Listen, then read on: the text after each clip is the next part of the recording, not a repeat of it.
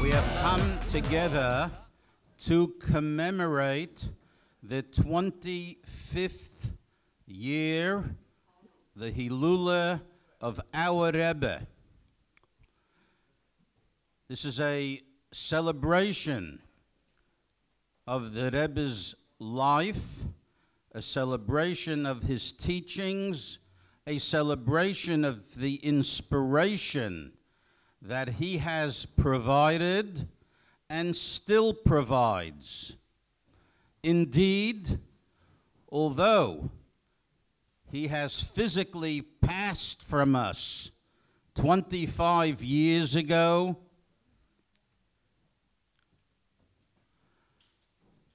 but I could say without any fear of contradiction that there is no Jewish leader alive that is as alive as the Rebbe.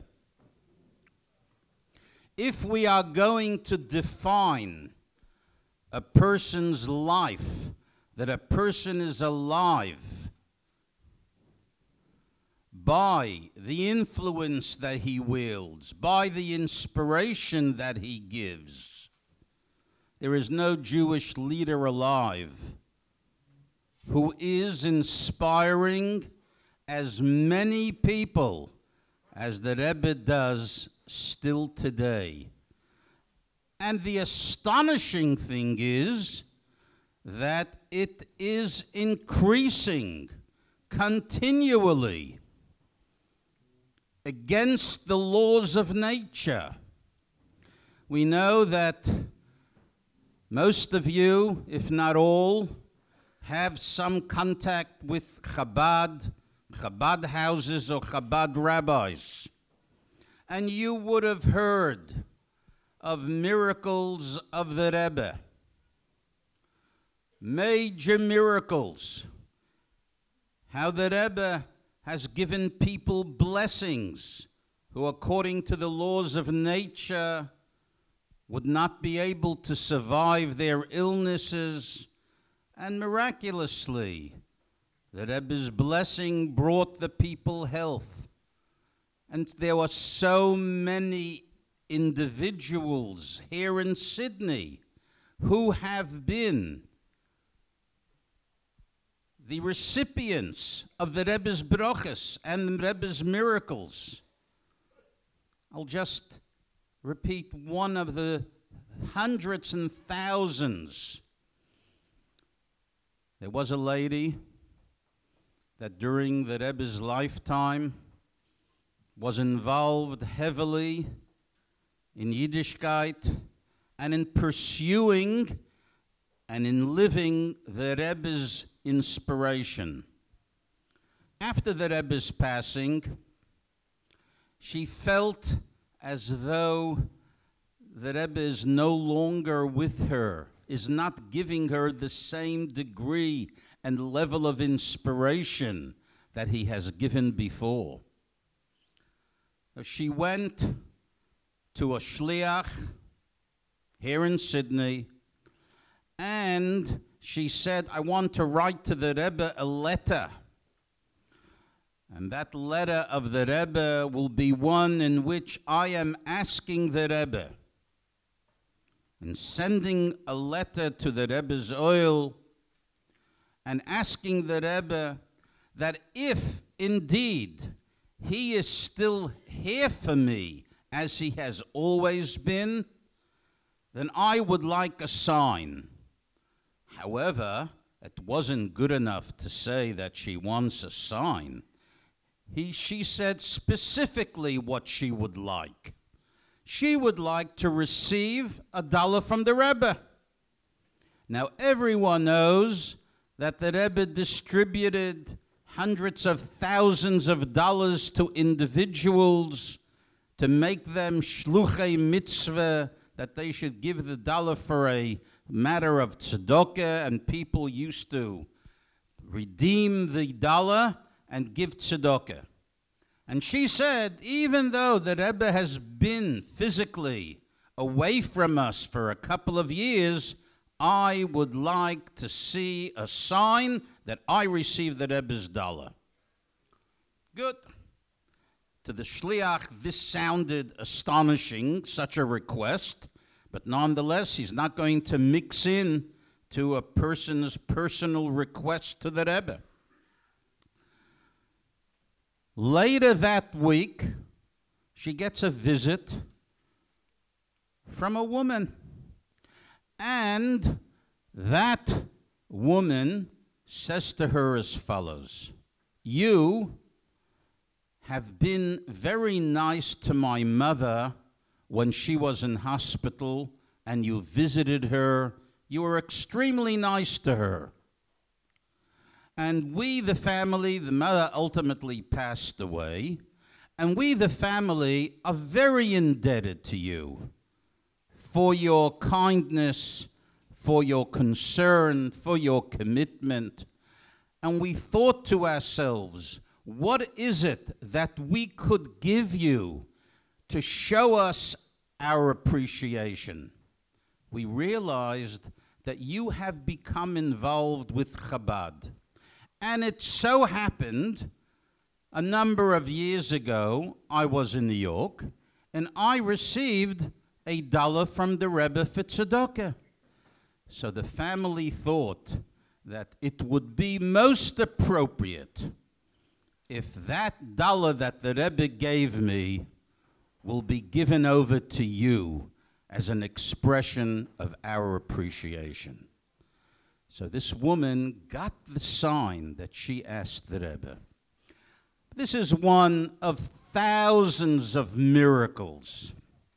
But really, the greatest miracle of the Rebbe are not the individual miracles that the Rebbe has made with people, but the miracle of the survival of Am Yisrael, where millions of Jews have been impacted by the Rebbe. Recently, there was an article printed in the Jerusalem Post speaking about assimilation in America, speaking about the shrinkage of synagogues in America. However, there is one exception, and that is Chabad. In a string of community studies undertaken by various Jewish federations, it was revealed that Jews are becoming more engaged with traditional Judaism. 14% of Jews are members of Reform. 11% are conservative congregations. 20% of all U.S. Jews and 30% of Jews 35 and younger attend Chabad. Now, this is an unbelievable miracle, the greatest miracle of the Rebbe, to take Yiddishkeit and to transform the Jewish world. He transformed the Jewish world, and he transformed the life of individuals. And we are going to, as an introduction to Rabbi Jacobson's address to us, we are going to show a short video of the impact that the Rebbe made individually to 4 people. And they are really inspirational to show the greatness of the Rebbe, how he created a generation of people and connected them to Hashem. So if I may request for the lights to be dimmed and for the video to be shown. Just before I introduce Rabbi Jacobson, I would like to mention a person that needs a refuah shleima, and I would like everybody to answer Amen. Yisrael ben Sora, l'refuah shleima. Rabbi Simon Jacobson really doesn't need a great introduction in the city of Sydney. He has already captured the hearts and minds of people with the many visits and with the many inspirational speeches that he has delivered. But nonetheless, just to go through protocol, Rabbi Simon Jacobson is the author of Towards a Meaningful Life, founder of the Meaningful Life Center, and publisher of the leading Jewish newspaper, the Allgemeine. For over 14 years, from 1979 till 1992, Rabbi Jacobson served as the documenter and publisher of the 7th Lubavitcher Rebbe's public talks, memorizing thousands of hours of these discourses and then committing them to paper. He also headed the editorial team of Sefer Halikutim, a 26-volume encyclopedia on Chassidic thought. As one of the most pioneering and sought-after writers and speakers in the Jewish world today, Rabbi Jacobson has deeply impacted diverse audiences in all continents with his keen insights into the human condition, applying Torah thought to contemporary life in a cutting-edge voice that is rooted in the timeless teachings of Judaism, whilst being profoundly timely and relevant. Morai v'Rabosai, ladies and gentlemen, please welcome Rabbi Simon Jacobson.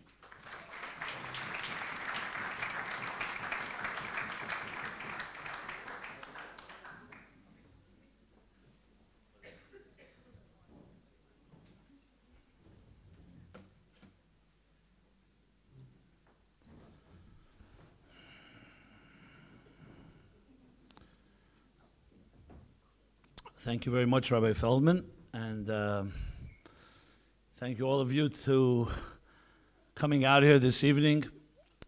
We're here to honor the Rebbe, which is not an easy task for me to do, because as Rabbi Feldman just mentioned, for many years, and for my most impressionable years and formative years, what I really did was being a listener.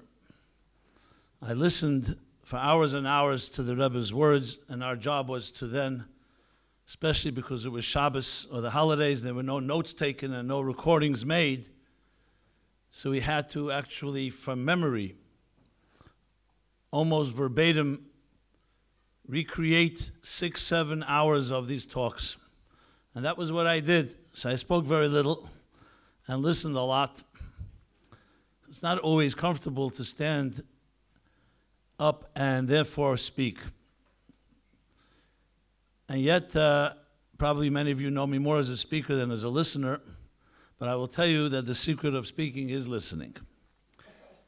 And even though I'm standing up here at the mic, but the truth is, as I learned from the Rebbe, and I hope we all can learn that the real art is to get yourself out of the way and try to be a transparent channel and transparent communicator of a truth that's greater than yourself. And if each of us was able to do that, we would have a far better world, a far better life, far better relationships. So even though I'm being the speaker here, I will try to channel what I learned and what I absorbed over the many years. Many of these things perhaps are truths that you're already aware of, But it never hurts to go back to the fundamental principles that make us all tick. You know, why are we here in this world? What is our mission? And get beyond the immediate need for survival to get to a point of understanding the great contribution that each of us can make in this lifetime. So I want to begin with a story that actually I was inspired watching the video now. So this is more of a story that I'd like to share about a young man growing up in Crown Heights, USA, in the environment where the Rebbe lived and the Rebbe led the Chabad and the world Jewish community. And like all young people, I'm sure you all remember when you were a little younger, going through his own dilemmas and challenges. And actually, even though he grew up in the Chabad community and the Chabad schools, nevertheless, he was of the rebellious sort, meaning he did not just accept what everybody was telling him. He was not good at listening to authorities, and he was a nonconformist. And he was a troublemaker to some extent. Only thing is, he was smart enough not to get expelled from the schools, so he lived on that edge, and he would challenge in himself personally. He went through many dilemmas in the context of what is this whole thing being a Jew, what does it mean to be a religious Jew, an observant Jew, a chassid. And though the Rebbe was the king on the hill, which means he respected him, they didn't have a personal relationship. And it wasn't easy because there wasn't many people to speak to. I don't know what kind of schools you all went to, but the school he went to, which was a Chabad school, not all questions were always accepted. Certain things were seen as being too sacrilegious, too irreverent. Anyway, long story short, he's going through his own struggles. And then once he's at a Farbrenegen, and the Rebbe is speaking about exactly this topic, the rebellion in young people. He was actually talking about the 60s in America, which is known for its rebellious stage of the young rising and challenging the establishment. And the Rebbe said something which caught his attention, and that was this, that most people think when young people rebel and they challenge the system and they challenge their parents and their authorities and their teachers and educators, that it's considered something really dangerous even, or, you know, we'll tolerate it until they grow up and manage. But it's not considered as a positive thing. And the Rebbe said that's a grave error. The rebellion in young people is actually the fire in the soul, the fire in the belly of that young person, man or woman, who wants to change the world but is frustrated and doesn't know how, is looking for ways to change the status quo. So that's why they're rebellious, and that's why they challenge. So it would be wise for adults, and I'm paraphrasing, the Rebbe spoke, of course, in Yiddish. It would be wise for adults, if they can't be of help, to get out of the way, but if they want to be of help, to use their seasoning and their experience and their maturity to help young people channel this energy toward a spiritual revolution. Because it's basically unbridled fire. And fire can be destructive, but it could also be a tremendous force for change. And it struck this young man because he never heard anything like that. Actually coming from a Rebbe, a Hasidic Rebbe that stereotypical newspapers would say, an ultra-Orthodox rabbi from a primitive, archaic world, speaking in a more, if you can say, hip and fashionable way than most of his own contemporaries. And it ignited something in this young man. And ultimately, he made the commitment to become one of these revolutionaries, to join this movement, and realized that the Rebbe, though he was dressed up in Hasidic garb in traditional Judaism, was truly a pioneer, a revolutionary, a trailblazer, who's here to change the world and not accept the status quo and do everything possible to create a real revolution. So it perfectly fit in to what this young man, looking back, could say he was like a rebel without a cause. He found his cause. This young man is standing before you tonight. That's me. At that stage, without going into all, I'm not going to share a confession of all my sins, but I will say that what I discovered and never looked back was that I began to look closer at these teachings called firstly the Torah, and especially through the lens of the Rebbe. The lens of the Rebbe, through the teachings of Chassidus, and the more this young man, or I now can say myself, the more I studied, the more I recognized the resonance, I would even call it the music and the poetry of Judaism, and its absolute indispensable relevance to life today.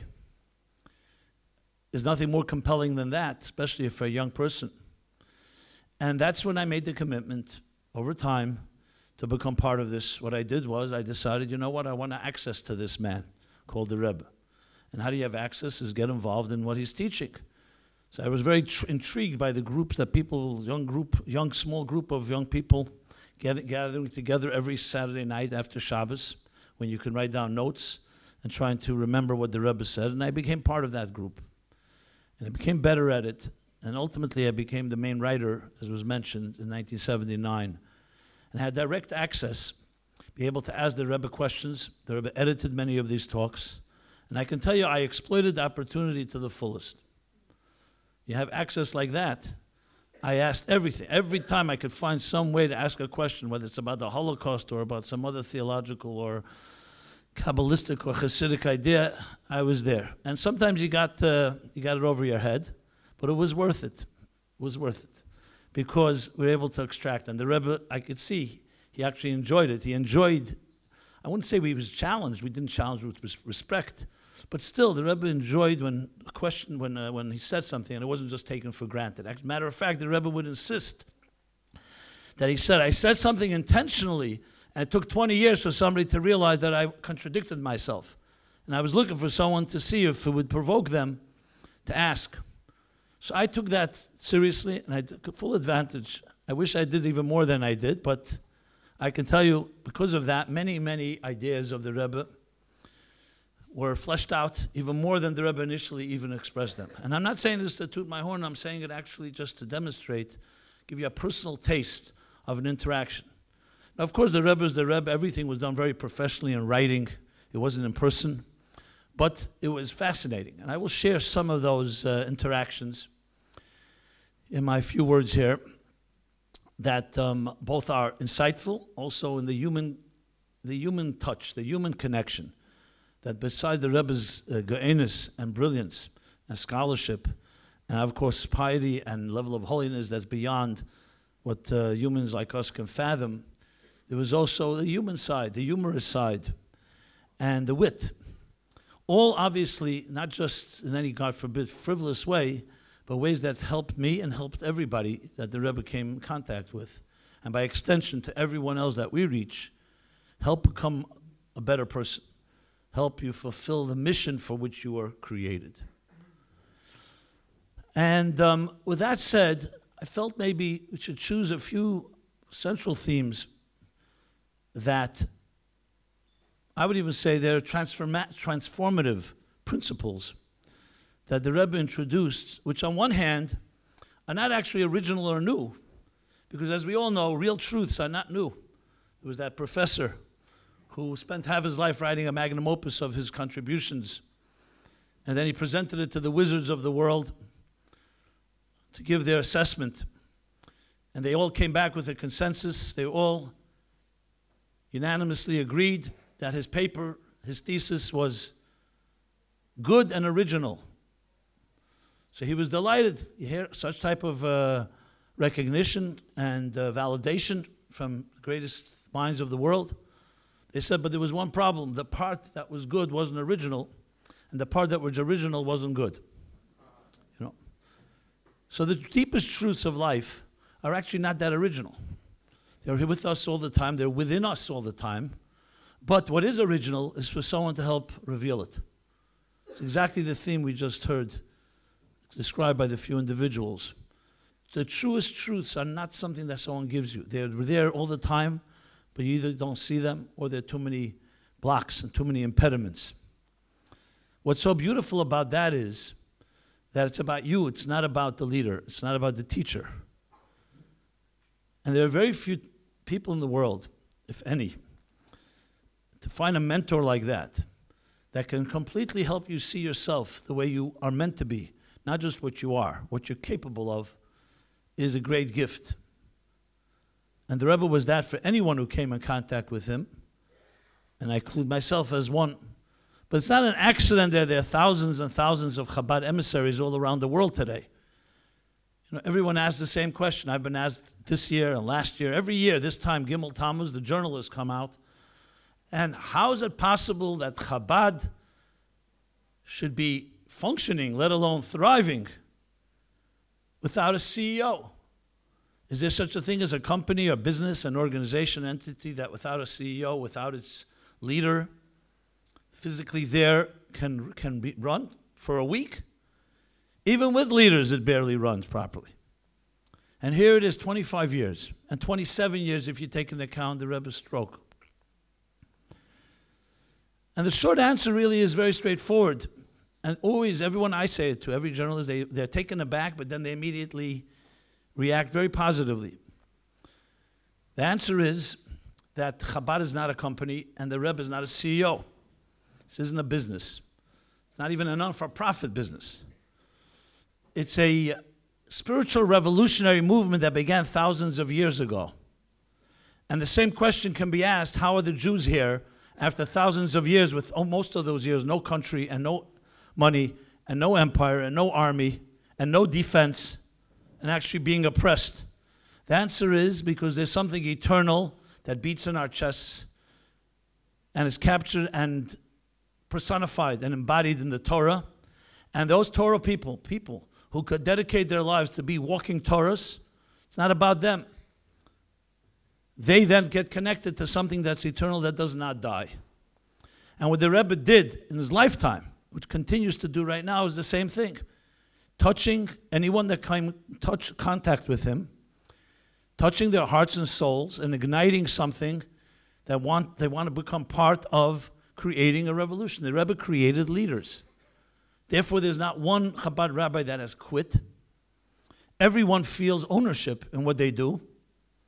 And it's something that can itself be a whole study in leadership. How do you inspire someone on that level? That you're not even there physically. You're not even there, so to speak, to the person to be accountable to you unless they want to be. You can't impose yourself on them. And yet they're continuing doing their job, the best of their ability. We all make our mistakes. But we're there. So the answer is that the Rebbe, when he touched the people, whoever it was, 30 years ago, 40 years ago, 50 years, 60 years ago, he touched them in the deepest part of their heart and soul when they were young, and they never looked back. That is something very rare, maybe impossible even to imagine, because no one else has ever done that. So we could be here 25 years later in a packed room here, and thousands of other communities around the world tonight and tomorrow and Shabbos will be honoring this 25th anniversary.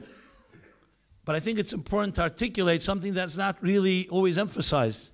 What is the secret to the eternity? Because it's not about us humans. It's about God.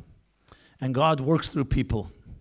And when people allow themselves to get their egos out to the side and their own agendas and prejudices, they too become a channel for eternity. That's why we say not only Hashem is eternal, but Am Yisrael Chai. I remember 2 days after Gimmel Tammuz, 25 years ago. So we were all younger people then. That same night, it was a Tuesday night. Gimmel Tammuz that year was Saturday night, Sunday. And Tuesday night, I was interviewed by two major interviews. One by Larry King on CNN, and that same night by Charlie Rose on PBS. And Larry King asked me this question. He said, the Rebbe's 92 years old. I understand you're all saddened, Chabad, Chassidim, and all his followers and disciples, and the ones that respect the Rebbe. But why are you shocked? Everybody dies. Why are you shocked that a 92-year-old man died? That was his question. Now, this was all live TV. I didn't have time to prepare, and it was also under the emotional little anguish of 2 days after Gimmel Tammuz, so you just speak from your gut. So I responded. I said, look, for us, the Rebbe embodied Torah, and Torah is here with us for thousands of years. Torah is immortal. So when mortality touches the mortal, it's not just sad, it's also shocking. Now, there was always in the studio, there was always someone to rebut you, the other's opinion. So the other guy sitting there, Larry King turned to him. Actually, there was a break in between. No, there was a break. So he says to me, he was sitting there with me, he says to me, immortality, are you kidding me? So I said, listen, you're going to have your chance now. You can say anything you like. He says, no. First of all, the sympathies are with you. Second of all, how am I supposed to rebut that? I'm going to say the Rebbe did not embody the Torah, So he couldn't really, he just nodded along and went along. My point is that this isn't, what I just said is not something shocking. It's not something that is politically incorrect. It's simply a fact. And now the proof is in the pudding, and you see it. That is why it lives on. So though we are all, as I said, we all have our mistake flaws, and we're not perfect human beings, but we have the ability to commit to something that's greater than ourselves. And when that thing is immortal, which means God and God's Torah and God's mission in this world, that does not die. And Chabad is a living, breathing example of that. In its own way, inspiring people who I meet all the time who are born after they're younger than 25 years old. They're going out who knows where. You can't figure out. They never saw the Rebbe in their life. They only saw videos. And they heard stories. And they read his teachings. Because when it touches you in that place, it doesn't matter. It has that power. So how can we translate this into a force that can help us in our personal lives? So here I want to go over 5 points. There are many, many more, but I think these 5 really capture in words so many ways what the Rebbe really contributed to a generation, which, as we mentioned, is also a post-Holocaust generation. When the Rebbe assumed leadership in 1950, you think of the morale and the mood and the environment of the Jewish people. 1950. 5 years after 6 of 18 million Jews were decimated. And the rest, the 12 million that remained, were in complete disarray. How many orphans and widows and widowers were roaming around Europe with nowhere to go, nobody wanted them. And America wasn't exactly, Judaism was thriving. Assimilation was ravaging the Jews that lived there. How many teachers, how many rabbis, how many community leaders were taken? So you can imagine a mood like that, you'd think, let's lick our wounds and let's just figure out how to manage. No, the Rebbe did not. He had a whole game plan to go on the offense. It was almost considered insane by some people. What do you do when you have a remnant? You have people who don't know language, they don't have money, they have no families left. And this wasn't just Europe, Russia, wherever you go. The Jews were probably one of the lowest points in our history. To turn that into an offense requires some vision beyond one that's describable, but the fact is that he did it. So I want to share one story, and with that I'll go into these 5 points, which I think are the driving ethos, the driving principles that capture so much of what the Rebbe stood for and what he gave us as the greatest gift to the human race, not just to the Jewish people, to the human race. So 10 years earlier, 1940, in the middle of World War II, middle of the Holocaust, the Rebbe's father-in-law, who the Rebbe repeated his name who knows how many times in his talks. His connection to his father-in-law, you could sense was his own, where he got his energy from, so to speak. So the Frierdiker Rebbe, Rabbi Yosef Yitzchak Schneerson, arrives to America on a boat, literally from Nazi Europe, one of the last to leave, middle of the Holocaust, 1940 we're talking about. 12 difficult, arduous days on a ship, comes to New York. They take him to the Greystone Hotel,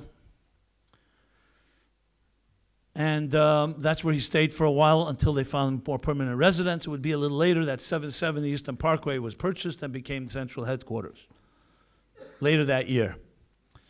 So everyone thought the Rebbe would want to rest after such a long journey and his own. And remember, the Rebbe's coming off a boat. Today we have videos in a wheelchair. He wasn't well physically. It was very obvious. Besides the psychological and emotional burden of his own brothers and sisters, his people, his flock being massacred. So everyone thought he'd want to rest. No, the Rebbe wants to say a few words. I was so taken by this scene, I actually asked people who were living witnesses. Rabbi Yitzchak Groner was one of them, Olav Shalom, and some others that I was able to access at the time. And the Rebbe sitting there in his chair, and he's speaking to a group of maybe 20, 25 people in the Greystone Hotel, the outer room, and he says the following. He says, and with the whole adamance, with the whole chutzpah, with the whole pride, I did not come here to save myself. I actually didn't want to come here. I would have stayed with my people. God brought me here to demonstrate that America is not different and that we're going to recreate everything that we had in the old home and even greater. That there'll be yeshivas and there'll be schools and there'll be mikvahs and there'll be kosher and there'll be little Jewish children running around proud to be Jewish. With that whole type of strength that the Rebbe, Frierdiker Rebbe projected. The people, each one that I spoke to, they said they felt like the Frierdiker Rebbe was speaking to 1 million people. Afterwards, and we know this from the Frierdiker Rebbe's diary, and here you'll see what a leader is. Afterwards, a few of the Rebbe Chassidim who were there and supporters, I wanted to come in and say a few words to the Rebbe. So he led them into his room, and they said, Rebbe, we just heard what you said, and we want to tell you, because of our love for you and our great respect for you and your holy father and your holy grandfather and your holy great-grandfather, that this is not going to happen. We want the Rebbe to realize and want the Rebbe to become disappointed, to lower his expectations. We want to just tell you this is not realistic. This is not reality. And out of respect, this was like not people challenging the Rebbe. They were saying, it's not, you know. And the Frierdiker Rebbe writes in his diary the following in Yiddish. He says, man kann sich vorstellen, die Tränen, was ein gegossen von meinen Augen, die erste Nacht, was ich mich gewinnt auf einen Amerikaner Boden. You could imagine the tears that poured from my eyes, hearing this from my friends, the first night that I came to American soil. Now, obviously, and thank God, the Frierdiker Rebbe did not listen to these consultants and advisors. He did what he had to do, and therefore no surprise that his son-in-law, who came a year later, also out of Nazi Europe, took exactly the same attitude. And in 1950, when the Frierdiker Rebbe passed on, the Rebbe took the leadership and did exactly what the Frierdiker Rebbe began doing. But we have a little glimpse into the eyes of our Rebbe, into a visionary. The number one is they're not here to placate anybody, and they're not here to toe anyone's line. They're here to change the world. And they come with the power of Hashem, with God and the Torah. And when you have that, you are formidable. Nothing can stop you. And there's no difference if you're in a wheelchair or if you're weak. Or even in the middle of a Holocaust and 6 million Jews, Rahman al-Islam, were taken. You forge ahead. Doesn't mean we're not in pain. Doesn't mean we're not sad. We're not in denial. But how do you channel that grief? You channel into transformation. So with that stage being set, 1950, the Rebbe assumes leadership, and we see it in his words, because the Rebbe was a man of words, where it's all documented today, recorded. You can listen to it, you can watch it. I, a person who's done my whole life, I've been dedicated to this. I study it all the time, because it's me, it's not just a nice understanding of the Torah and interpretations in Chumash and Bible or Rambam or Zohar or Kabbalah and other Sfarim. Halacha. It's actually a tremendous and maybe an unprecedented story of human history. And while you're living it, you don't always appreciate it. But when you step back a bit and you share it with others, you suddenly realize, wow, this is something mind-blowing. And we're going to spend on the 25th year of the Rebbe of Gimmel Tammuz. What better tribute is there to actually articulate this power and how it affects us personally? So here are the 5 things I want to share with you. I'll give you an acronym. You always want acronyms It's not the great acronym, but it's better than nothing, okay? For the memory. So today, iPods are popular, right? So this is MyPod, M-I-P-O-D. That's the acronym. Represent the acronym of 5 letters: mission, initiative, persistence, opportunities, and destination. M-I-P-O-D. So let's start with this. You don't need to be a big businessman to know. Business 101 is what's the first thing you need if you're going to start a new business or a new organization or a new entity. That is, you need to have a mission. They call it a mission statement, a vision statement, a mission statement. Now, if someone were to tell you, listen, I want to start a business, I would like your investment, and you say, okay, what's your mission? And they say to you, well, we haven't developed one yet. Or, I have a bunch of options. Or, it's so long, I don't know if you have the patience to sit here and listen to it. What would be your attitude to that? I don't know if you'd kick them out pleasantly or unpleasantly, but you're definitely not investing with someone who doesn't have a mission. Forget about infrastructure and how you're going to implement and execute. That's the basis thing. You have to have a mission. So let me ask you a question. I've asked this to thousands and thousands of people in audiences around the world. If a company cannot function without a mission statement, it would seem logical that a human being shouldn't be able to function without a mission statement. What is your personal mission in life? What do most people answer? You know what they answer? Some say to make money. With that I can buy anything. Some say to be happy. And some say to build a nice family, a nice Jewish family, a family that will perpetuate Jewish tradition. All those are beautiful, right? Who doesn't want to make money and be happy and perpetuate, build a good, beautiful family? But they're all beautiful, but they don't qualify as mission statements. It'd be the equivalent of a company saying, our mission is to make money. You never see that in a mission statement. Our mission is that all our employees should be happy, or that we should perpetuate certain values. Every company will have a very short, sweet, 1 or 2 line mission statement that's unique to them and will always serve something greater than the company serves itself. So take Google. You've heard of Google? Good. It's a joke. Who didn't hear of Google? So Google's mission statement is to organize all the information of the world and make it readily accessible. That's it. 80,000 employees, billions and billions of dollars of revenue, driven by a 1 line like that. Initially, you think, what's the big thing? To organize information and readily accessible? Yeah, but you know what? When 90% results in the Google search result what you want, you keep coming back, and advertisers will pay money as they're paying. So it's not about making money. The money is an outgrowth of fulfilling a mission. The mission is to serve a need that's not about them, a need of people to find information. You go across mission statements. I've studied many mission statements. They all fit the same category. So therefore, when someone asks you, what's your personal mission, it's not enough to say to be happy, make money, and build a good family. That's generic. That's too generic. You have to include in it what is unique about you and your faculties and your skills, your skill set, and how are you using it in some way to improve life. And if you don't do that, that's not a mission. So then you'll say, 1 second, I'm living half my life, and I don't have a mission, and I'm doing pretty well. Why is it that it's necessary? The answer is, you know why you're doing well? First of all, who defines what well is? A company can't afford that statement because there's a thing called accountability. If you're not going to have a mission, or you're not going to live up to your mission, the company will start failing. Even running a company with 2 people is difficult. Imagine hundreds of people. The inefficiency, the lack of focus, the waste of resources, the misdirection of resources will take its toll.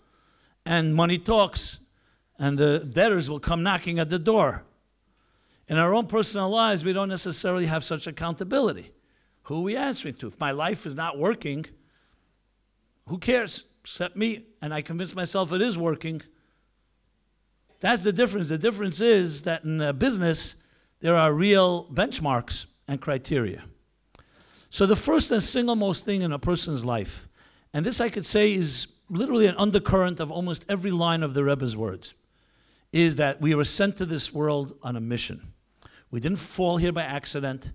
We didn't, it's not so, it's like, I don't know where in the United States, there's a boy, a young man, he's suing his parents. Literally suing his parents because they brought him in this world without asking him permission. How they were supposed to do that exactly, we don't know. But now he's suing for all expenses of his entire life. I didn't ask to be brought here. You brought me here. You got to pay for everything.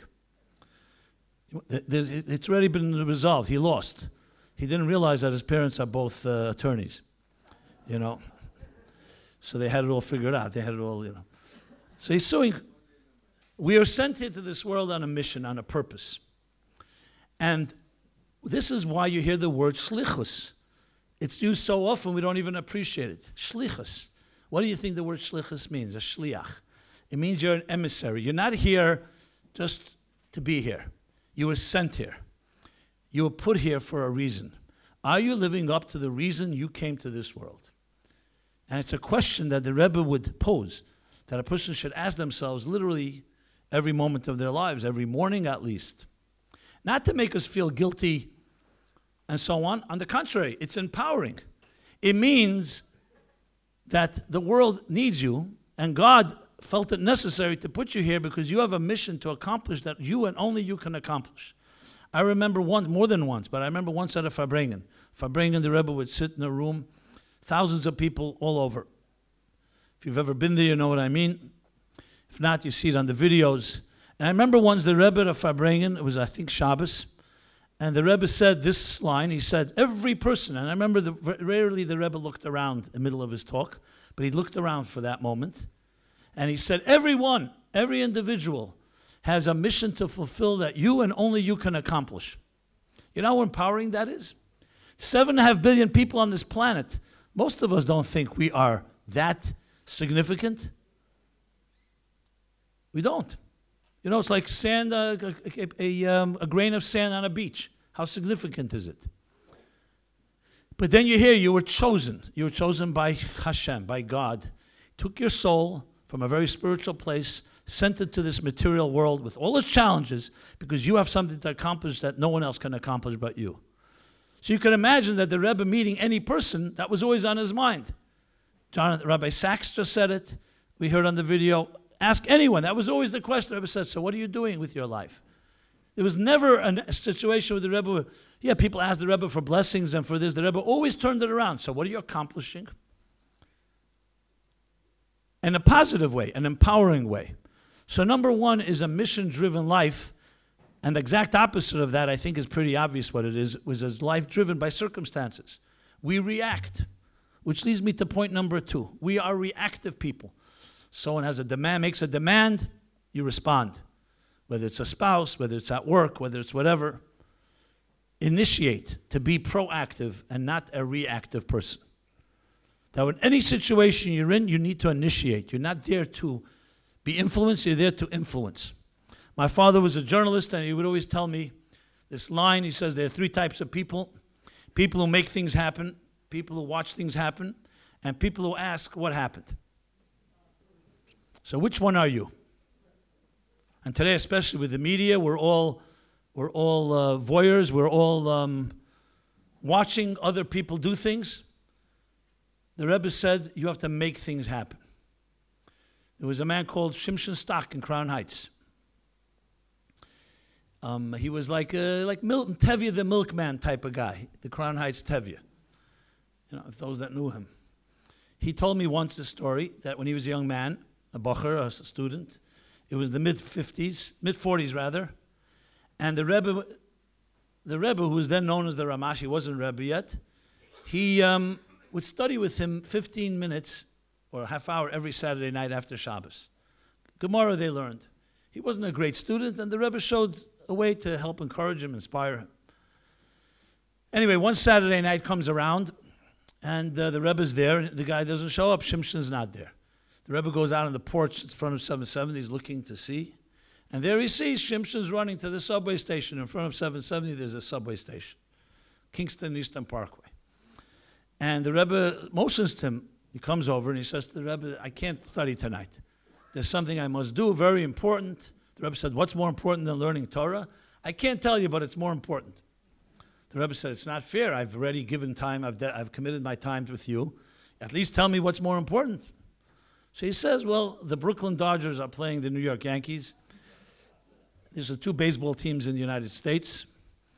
And here it's a form of cricket is the closest thing to it. American baseball, which is Americanized version, yes. Perfect for commercials and advertisements and all of that. And that time, in the 1940s, a team called the Brooklyn Dodgers were based in Crown Heights, actually.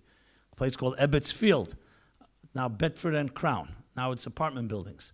In 1955, they moved to Los Angeles. They're the Los Angeles Dodgers today. So they were playing the New York Yankees, which was considered a big rivalry, because this is Brooklyn, New York. And he's going to the game. And then the Rebbe says to the Rebbe, and by the way, if the Rebbe wants, if you want to come along, I can get an extra ticket. The Rebbe declined, smiled, and said to him, let me ask you, how much are these tickets? So what did it cost back in the 40s? 7 cents, 10 cents, whatever it was. So the Rebbe said, let me understand something. You're spending 10 cents, which was a lot of money then, relatively, to do what? To go to a stadium to watch other people play a game. And I'm offering you to be a player in the game for free. I don't know if he understood at the time. He told me, I don't know if I understood at the time, but I still rejected his offer. And you know what? It's now 60 years later, and I'm still watching other people play the game. And I never became a player in the game. I don't know if that's completely correct, but that's what he said about himself. So that's called an initiator. We live in a world that's very easy to be a bystander. We call it observant Jew. You're observing others. And the Rebbe, that was not acceptable. Initiate. Initiate doesn't always mean a dramatic revolution in the world, something radical. It could be in a simple situation. Instead of saying, I don't know what to do, you initiate. You say, let's start something. Maybe start a new class. Invite someone. You're commuting. You're sitting there, a stranger, share a good word. Send a nice email. Use social media for a positive purpose. You just have to apply yourself. But it's a different way of thinking. It's not just a difference, okay, I'm initiating. It's a different way of thinking. Are you an initiator or are you just a reactive person? Now, obviously, when you're driven by a mission, it's a lot easier to initiate.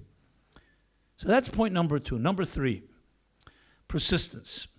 I was a boy, I was 10 years old in Crown Heights, as I mentioned, and it was Sukkot, Sukkos.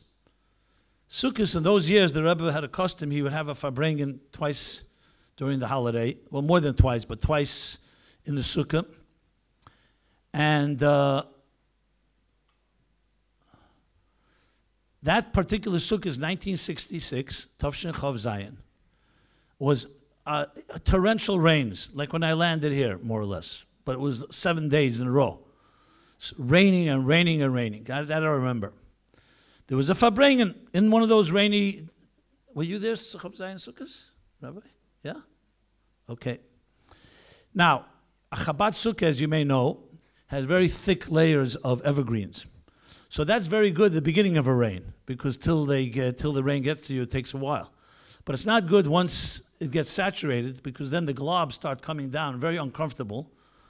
You know, you're sitting there, and here's suddenly a glob comes down your neck, and here's down your this and down that. So here we are, Sukkos, the Rebbe's sitting there. I'm a little kid, I couldn't hear the Rebbe, but I see the scene. The Rebbe's sitting there, completely oblivious to the rain. Everybody else is there out of respect to the Rebbe. And I can't say what I remember I remember the scene. I don't know what I said and processed it. But in retrospect, I'll tell you what the impression it left on me, till this day. Here's a man sitting in a pouring rain. We have a thing in the world, it's called a rain date. If it's raining, you reschedule for tomorrow, for the next day. And now, they weren't eating a meal. It wasn't like they had to be sitting in the sukkah. If the Rebbe wanted, he could have had a Farbrengen inside the building, so they won't say l'chaim. But no, this is what the Rebbe did on Sukkot. It rains, doesn't make a difference. This is what you do. It's not a mitzvah to be sitting in the sukkah then, but that's not going to stop a Farbrengen. What I learned from that is the relentless pursuit to the point of absolute persistence of something good. And you never stop. There's many things to say. I'll tell you, the Rebbe said a mimer then. Everyone thought mimers, and the Rebbe had a certain sense of humor. What was the mimer that year, 1966? V'shafta mayim b'sosin, of course, which is a Sukkos mimer, but I don't think the Rebbe would, that when you draw water with joy. The point is persistence, that you never cease. I remember one of the summer months, my parents once rented a house not far from New York, by the ocean, not too far so my father could go to work. So I would go there in the evenings. I was already a student in yeshiva. So I would go there sometimes for my mother's dinner. You know that feeling, right?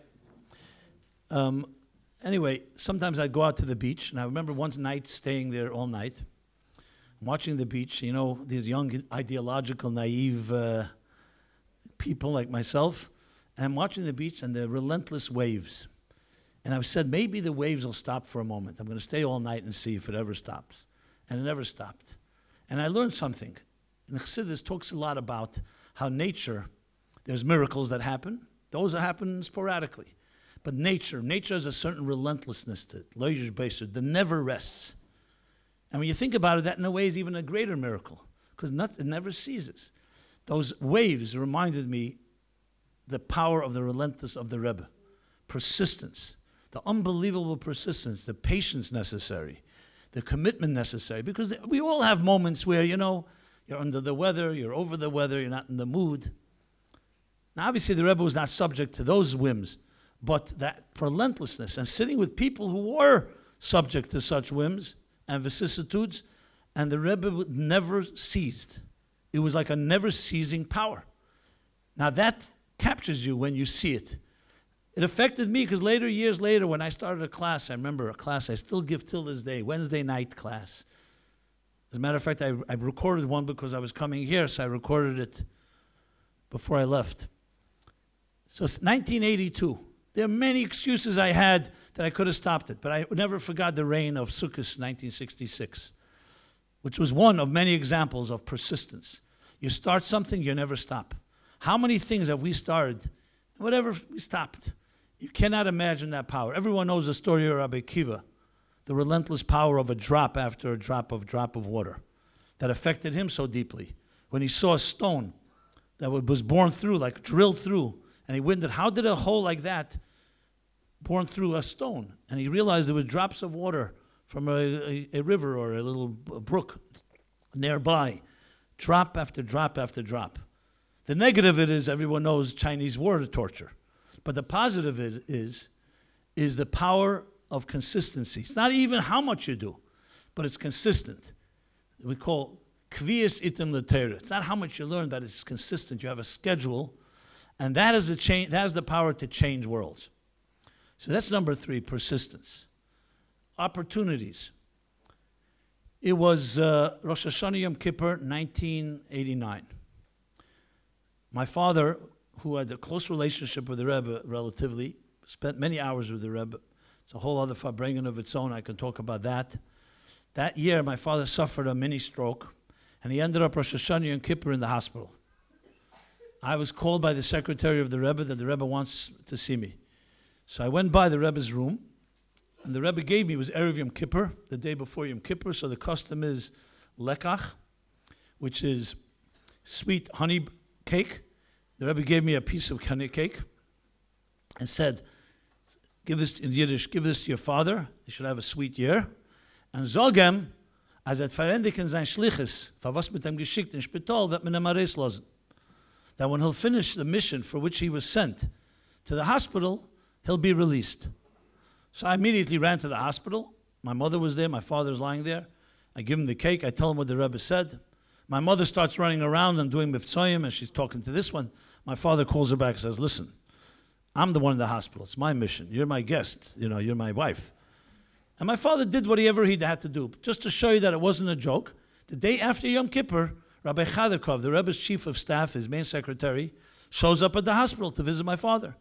And he says that the Rebbe is asking, did you finish your shlichus yet? Did you finish your mission here? Now tell me something. Who wants to go to hospitals? God forbid. Nobody wants to be in a hospital. The only reason he was there because he had a stroke. He had no choice, especially Rosh Hashanah Yom Kippur. The Rebbe looks at it this way.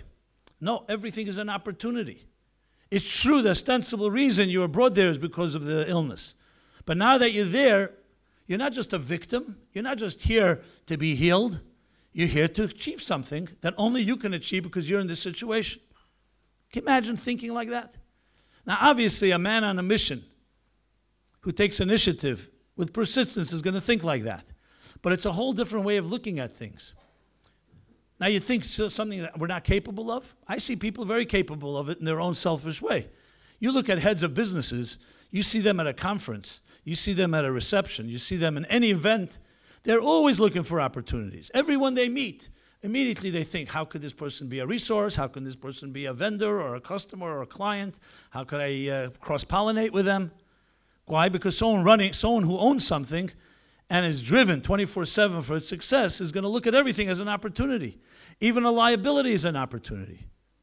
And the Rebbe taught us to be opportunists like that. Here, I was traveling. I was once invited for a Shabbaton in East Hampton, New York. You've heard of this place? Yeah. So there's Chabad Shliach there, Rabbi Baumgarten. I'm driving Friday afternoon. I stopped for gasoline, gas. Is that what they call it in this country? Gas? Petrol. Yeah, I knew there was some other word. But you all know what you get the idea. Okay. I stopped there, and I finished filling up my car. You say a car? Huh? Or is there another word for that? I know a trunk in England is called a boot. What's it called here? Okay, fine. Maybe if we have time, I'll tell you about my theory of Australian and South African American English accents. I've developed a theory around that. That's for later. So I fill up my car. I'm about to leave. There's a guy there in the parking lot, right near the gas station, petrol station, whatever you call it. And he asked me if I'm staying for the party. He's parking cars. So I said, no, I'm going to another party. What kind of party are you going to? I said, it's called a Friday night, a Shabbos party. So he says to me, started asking me questions. He was very intrigued. A 17, 18-year-old kid. So I answered him. And then he's saying to me, what do you do? I told him, I teach, I write. You have an email list? Yes, put me on your email list. Fine. I do it. I go off to East Hampton. I come back to New York, to home. I give my office the email. Okay, I didn't forget the story, but I never thought I'd hear from this guy. Well, I did. Almost 7 years later, I get an email from him.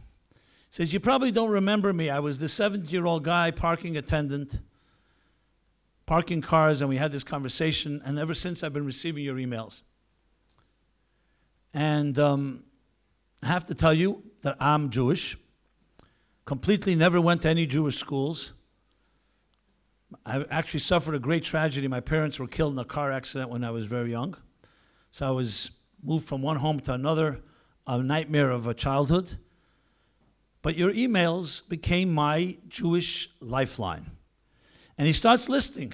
He doesn't go to synagogue, but what he does is Friday night, he reads the email, he prays with it, he studies it, he starts telling me about Hanukkah and about Yutas Kislev and about Pesach. And he tells me even the little tidbits I saw. I mean, he's serious.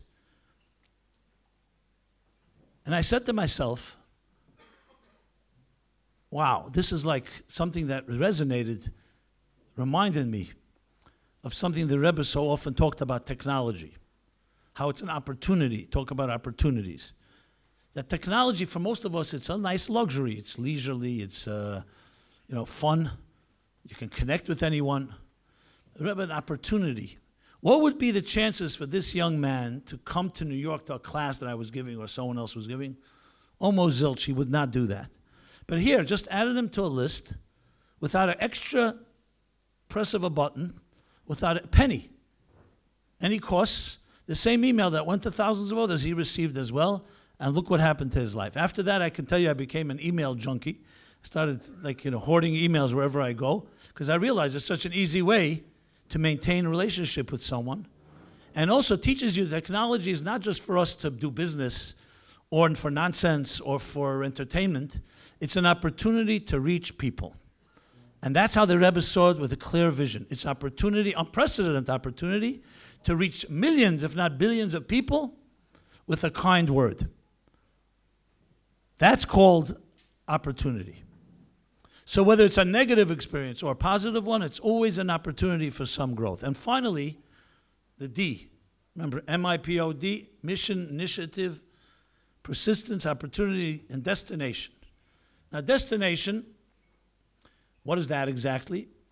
I'll let you in on a secret, but with a little story. One of my classes that I gave years ago was the core group were people from the arts and entertainment industry. And they were all spiritual people, many Jews, some non-Jews, but mostly Jewish. But their spirituality, if you ask them where it came from, not from traditional sources. They would say something like Zen Buddhism, or a thing called, if I may, Rabbi, LSD, which is not an acronym for Let's Start Davening, okay? That's also a story of its own, which I won't go into now. Okay. So we had this intriguing conversations, but I realized I was at a disadvantage. What was my disadvantage? I felt here I was sitting with a beard and a yarmulke, projecting not a neutral image, and I know I'm very sensitive when you talk about communication and words. Words are always loaded, stereotypes, myths. So I realized that even before I opened my mouth, who knows, I may remind them of some irrelevant Hebrew school teacher that taught them hollow bar mitzvah lessons, or some angry grandfather that schlepped them to shul on Yom Kippur against their will, or even positive images, but it wasn't neutral. So I tried an experiment. As a writer, a communicator, I decided, you know what, I'm going to use a new language. I'm not going to use any references to anything Hebrew, religious, Torah-oriented. So instead of God, I used the word higher reality, or the essence of it all, or if it was a particularly new age group, I used words like undefined layers of unconscious energy, or something like that. You know? Instead of Torah, I used the word blueprint. Instead of mitzvahs, connections. And instead of Geula Mashiach, what did I use? Destination. And there I was, waxing eloquent and pontificating about connecting to the essence of everything, following this blueprint, making connections, until we reach a point of the destination of total, utter, and seamless fusion between matter and spirit, form and function, body and soul, the inner and the outer, the superconscious and the conscious, in one intrinsic unity that will saturate the entire universe. That's the destination. And they were sitting there, and they were like, they were quite taken by it. And they're like, wow, this is great stuff. And I was smiling to myself. A few weeks passed, and one of them, I remember, I don't know if you're old enough to remember, there was a group in the 60s called Jay and the Americans, a rock group. So one of the singers in that group was in my class, and he says to me at the beginning of the class, before most people came, he said, tell me, these last few weeks has been really mind-blowing. Are you talking about God? You know? So I said, yes, but shh, don't spoil it for the others. And it worked. It worked better than I expected. Because words are loaded. This I also learned from the Rebbe, by the way. In editing his talks, the Rebbe, like the scalpel of a surgeon, the precision, the necessity sometimes actually to be more ambiguous and not so black and white was tremendous. A letter, a change of a word, a change of a letter. So I realized sometimes you have to speak in that language. So that's why I use the word destination, because destination, everybody loves destinations. We all want to reach a destination. You say Mashiach and Geula, some people say, I heard that already. Or, I don't want to get involved in politics, or whatever it is. I was once at a cafe in the 3 weeks, and there was no music being played. So there's a Jewish young guy, he says to the waitress, says, why is there no music? So his friend says to him, don't you know you're the son of a rabbi? This is the 3 weeks when the temples were destroyed. You know, the Babylonians destroyed the first temple, the Romans the second temple.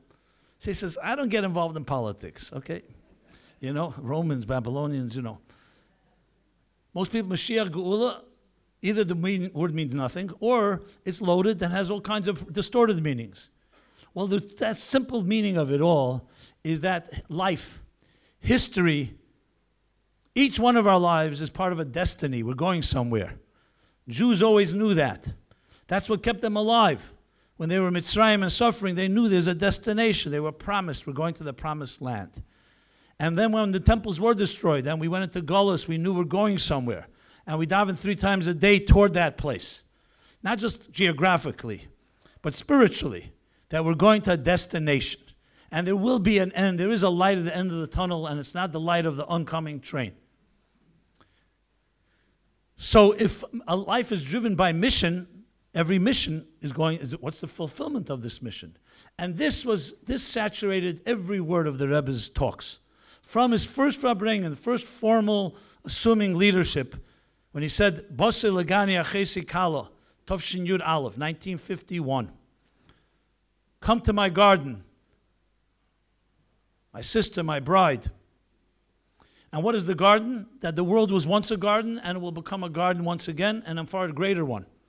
There's a destination. And the Rebbe's words that were the 7th generation from the Alter Rebbe, as Moshe Rabbeinu was the 7th generation from Abraham. And what it was the 7th generation do, Moshe? He built a Mishkan. He built a sanctuary, a temple, and we will merit to make this world into a temple for God and the Beis HaMikdash in Yerushalayim. But the entire world will be a dira b'tachtenim, a home for the divine. Now you think of it on its own, you'd say, wow, that's a big miracle for it to happen. No, but the Rebbe didn't see it that way. It's a process. History is a process. We don't believe as Geula is just an event that happens. It's an event at the end of a process. That every good deed and every mitzvah and every sacrifice done by every one of our grandparents and great-grandparents from the beginning of time, Adam and Eve in Garden of Eden, is a building block that released energy into this world. We are materialistic people, may not see that energy, but in some way changed the universe. And accumulatively, if you think of it accumulatively, we have now billions and billions of these deeds. Where'd they all go? God forbid to say they died with the people that did them. So when someone says, hey, what difference does it make if I'm a good person or not? We all die anyway. No, the body dies, not the soul, and not the good deed. The Alter Rebbe says in Tanya is forever. And the Rebbe, in a simple faith, doesn't require nothing revolutionary. Firmly believed, not just believed, but knew and saw that this accumulative energy has come to a point of eruption. And he shared that in 1951 and continued to share it throughout his leadership and made it very clear this will happen. Now, we all have questions, why didn't it happen yet, and when, and so on. I'm not here to provide answers to things I don't know. But the vision does not change, the mission does not change, and the destination doesn't change. The only question that the Rebbe said we should ask ourselves is not when, what are you doing about it? What are you and I doing about it? So a destination-driven life means we're not just doing good deeds and mitzvahs and keeping Shabbos and kosher and coming together. It means that your life is filled with a vision toward where this is all headed to. And it's headed to a world that will make it all worth it because the world will finally live up to the purpose for which God created it. So if you think of it, like I said before, is this an original idea of the Rebbe? No, this is part and parcel of Judaism. If you believe in God, and you believe that God created a world with design, and He gave us a Torah, a blueprint, and connections to make this design apply and implement this design, is there an end to the story? The answer is yes. So Mashiach is not just an addendum, it's the end to a long story. And we have the merit to be here today to do something about it. So on a personal level, yes, it's living a life. What is your goal? If you have a mission, there's also a goal in your mission. So you may ask me, since I'm the living, walking guinea pig here, kosher guinea pig, I'll tell you personally how I apply this. When I learned when I was 17 years old, as I shared the story, and then I didn't know what I'm good at, I didn't know what I'm bad, I didn't know anything. I just said, you know what, I want to be part of this. I want to be part of a revolution. Who knows? And then in different ways, sometimes they seem accidental. I wrote this, I did that, and I realized I can write, I can speak. So what did I, that's my mission, to use my skills as a writer, as a speaker, to communicate the message of Torah Chassidus through the lens of the Rebbe that I merited to sit at his feet, to help people find their calling, and to find their mission, and to do whatever it takes to reach this destination. And what is the destination personally? For me, and this I hope doesn't come across in the wrong ambitious way, I personally feel that if I, and all of us, do not reach billions of people, we have not succeeded. That doesn't mean, listen, when you touch one Jew, one soul, you save a universe. But still, from a perspective of, let's say, as an author, you want your book to be read more than one soul. You want more than one to read. You want millions to read it, billions to read it. And I'm not talking now about the royalties. which doesn't hurt, but that's not the reason. The reason is because that's how you reach people. Now, I can tell you, everybody has their own skills. Every one of you here in this room, as I said earlier, has your unique mission. The question is, one, do you have the courage to embrace it and act on it? And how are you going to use it to actually reach this destination called the Geula? And if someone says, I have no clue, you know what you do when you have no clue? Go speak to somebody. If you really care, find a mentor, find a friend. What do you do when you want to really achieve something, you don't know how to do it? You hire someone or you talk to someone. You don't just say, I don't know how, if you're truly committed. So I believe that here 25 years, I like to think of it this way. The Rebbe sitting here with us gave us a calling. He was a gift given to us by God.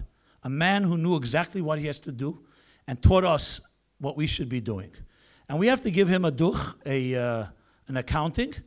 And what do we say? 25 years have passed since God took your neshama from us, not from us, I should say, from the physical part of our lives, the physical body. So what have we done in these past 25 years? That's my question I ask myself. Now, of course, we could all pat ourselves in the back and say, I've done this and I've done that. But, you know, healthy people who are not just looking to feel good are always looking at what we haven't done, not what we've done. So, of course, we can sit and come here and give out awards and so on. I would like to say that insanity is doing the same thing and expecting different results. If you say, I'm doing everything I can, and you continue doing it, what do you think is going to happen? Obviously, God could have mercy, and he should have mercy, and finally bring Mashiach. But from our point of view as adults, and everything I said, if the Rebbe infused us with mission and initiative and persistence and opportunities and all toward a destination, the question is a very direct one. What am I doing differently? And we don't need a new Torah, we don't need new mitzvahs, God forbid. But we need new initiatives. How to bring that Torah, how to bring those mitzvahs, how to bring chassidus to not just more people, quantitatively, but also qualitatively. That to me is the challenge of Gimmel Tammuz of this year, of every year. But here we are, 25 years. I find it shocking it's 25 years. You know, we never thought we'd be here, but here we are.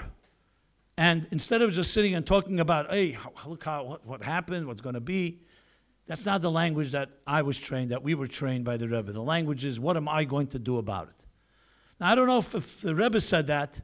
I don't know what I can say more than the Rebbe himself. I'm just repeating the Rebbe's words. Do everything you can. Put your heads together.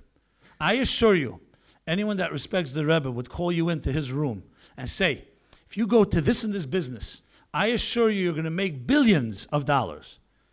I don't think you'd leave a stone unturned. You would meet every person on earth. You would consult with everybody. You would go to every attorney, every account, whatever. For some reason, I don't know if we take the same Mashiach quite that personally that way. Maybe because it's more abstract, maybe it's more spiritual. But I'm not here to say Musar. I'm speaking to myself as I speak to you. And I want to say that just a concluding note. I live and breathe the Rebbe. It's my debt to him. Because I don't know who I would be today. I don't know if my soul would have a purpose. I don't know if I would have a cause. I may still be the rebellious young guy and just making trouble. I still try to make trouble, but good trouble, if you know what I mean. Disruption, as they say. So I have a tremendous debt that I never forget. Not a debt with pleasure, with joy. Not a debt that I have to repay. Because I really feel a man that gave his life 24/7, and I saw with my own eyes that literally did not rest to fulfill this general mission and people's personal mission. And I mean, the hours that the Rebbe would have that restraint and patience, like literally like a mother and a father to a little child who's spoiled or just mediocre or childish. That type of commitment of a man of that stature who paid such a price, to me, it would be a disgrace, an embarrassment, if we didn't do everything possible to make sure that his mission is fulfilled. What breaks my heart is when I speak to people and they say, yeah, you Lubavitchers, okay, now you're one of us. Once you believed Mashiach was going to come and you were doing everything, now it didn't work out, so now you join the club. We're going to kosher pizza tonight, or sushi, or hamburgers, or whatever it is. It breaks my heart because it's like when they see anti-Semites that say, yeah, where's your God? Ayeh lekechem. It's one of the worst things possible. Where's your God? Where's your great God when the Holocaust came, or this happened or that happened? So I, for one, will say to you that I will not leave any stone unturned. This is the reason I come here, to be honest. Schlepping here is a long trip. But nevertheless, I feel that we have to all join forces. And it's simply, I mean, the word disgrace is the word I would use. I don't like to use a negative word. It should come from positive places. But yes, here's a man that was given to us by God, a gift. How would I be without that? How would so many of us? How would the world be? So we have a real responsibility here, because we are now the arms and legs of the Rebbe. We're the eyes and ears. We're the feet. I was in Poway the week after the shooting, and Rabbi Goldstein, who we all saw the great Kiddush Hashem that he made. And what did he say? He said here he doesn't have a finger. He doesn't have an index finger. The index finger that his father would use to point when they sang Mashiach, say God is here, God is there, God is truly everywhere, up, up, down, down.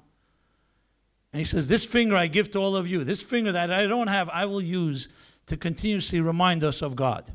And I was with him a whole Shabbos, and we all saw it on television and interviews. And I asked him, I didn't really know him well, but now I suddenly read him. So where are you getting all this from? I mean, like, how did he get to me? He called me to help him articulate a message to Donald Trump, Mr. Trump. I told him, what I'm seeing, you don't need any handlers. You just talk from your gut. And that was the truth. He wasn't even talking with any plans. In pain, with medication, and so on. So I asked him, I interviewed him a Sunday night. I have a program, My Life, Chassidus Applied. So that Sunday I did an interview, the Shabbos after Pesach. And a whole hour I dedicated, and I asked him, where did you getting this from? So he tells me, I'm in Rebbe mode. When I was 9 years old, he starts telling me this story and that story. Like, it was like my story. I was affected by the rain and the sukkah. He was affected by some other Farbrenegen. And even things that other people would think are like nothing significant. It changed his life.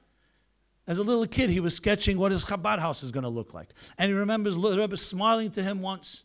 And all these things, when he was in crisis and trauma, come out from his kishkes. That's why he was so on target. Because he wasn't speaking, he wasn't reading a speech. He was talking from his gut. I said, what do you think will happen once the gut is gone? He says, I'll stop speaking because I don't know if it's going to be good. This is an example. And he reached hundreds of millions of people. Now, he could have easily done what everyone else did. There was a shooting in Pittsburgh. There were shootings in Parkland, in this place, and God forbid, Rachmana litzlan. And all we remember from those stories is how many deaths. And they're talking about gun control and security guards and whether Trump is good or bad. Here, most people don't even know the name of the shooter. And everyone knows the name of Rabbi Goldstein, the Chabad rabbi, who got up and said that the message is darkness to light, moment of silence. I found that mamish like the Rebbe speaking through him, because this is what the Rebbe would do. He never allowed tragedy to be the dominant feature. Though there is a tragedy, there was a loss. I was on the plane with him flying from New York to San Diego. And the flight attendant says to me, is that Rabbi Goldstein? I said, yeah. And I said, maybe it's a good idea to make an announcement. She was Italian. I think she was Jewish. She said, what should I say? I said, besides condolences, say the message. And she knew exactly what to say. I didn't even have to tell her. She gets up, we land. Delta welcomes you to San Diego. We also welcome Rabbi Goldstein from Chabad of Poway. Our hearts and condolences go out to him and his community. And let us all pay tribute by adding in random acts of goodness and kindness, because light is stronger than darkness. And the whole plane gave an ovation. We have a recording of it, and I was there. I saw the resonating message to me, the pride of that. I said that the Rebbe should be zeicher, that his message, here's a man carrying the message. And this we all saw just in these past few months. So all of us are capable of it. Thank God we shouldn't have to rely on a tragedy. It should come in a positive way. But don't think that you're too big or too small. So Hashem should bless us with the real fact that the Rebbe always said that when people come together, Jews come together, there's a power, there's a synergy in the room. That in the spirit of these 25 years, as I said, a man, a holy man, a man of God, that committed his life to these 5 principles, which is just one way of capturing it. There are many other ways that we should embrace in our lives, that mission, taking initiative with persistence, looking for the opportunities to finally do our part to bring the destination, the Gula Amitis Vashlema, be reunited with the Rebbe and with all the great men and women who gave their lives for Yiddishkeit, for goodness, for virtue and kindness. It should happen even before Gimmel Tammuz. Thank you so much.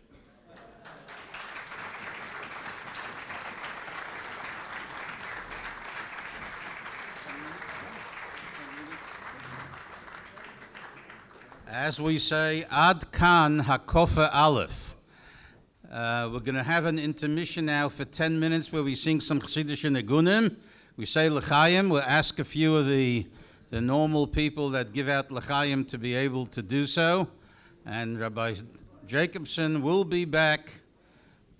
Rabbi Jacobson will be back in 10 minutes to resume his inspirational speeches.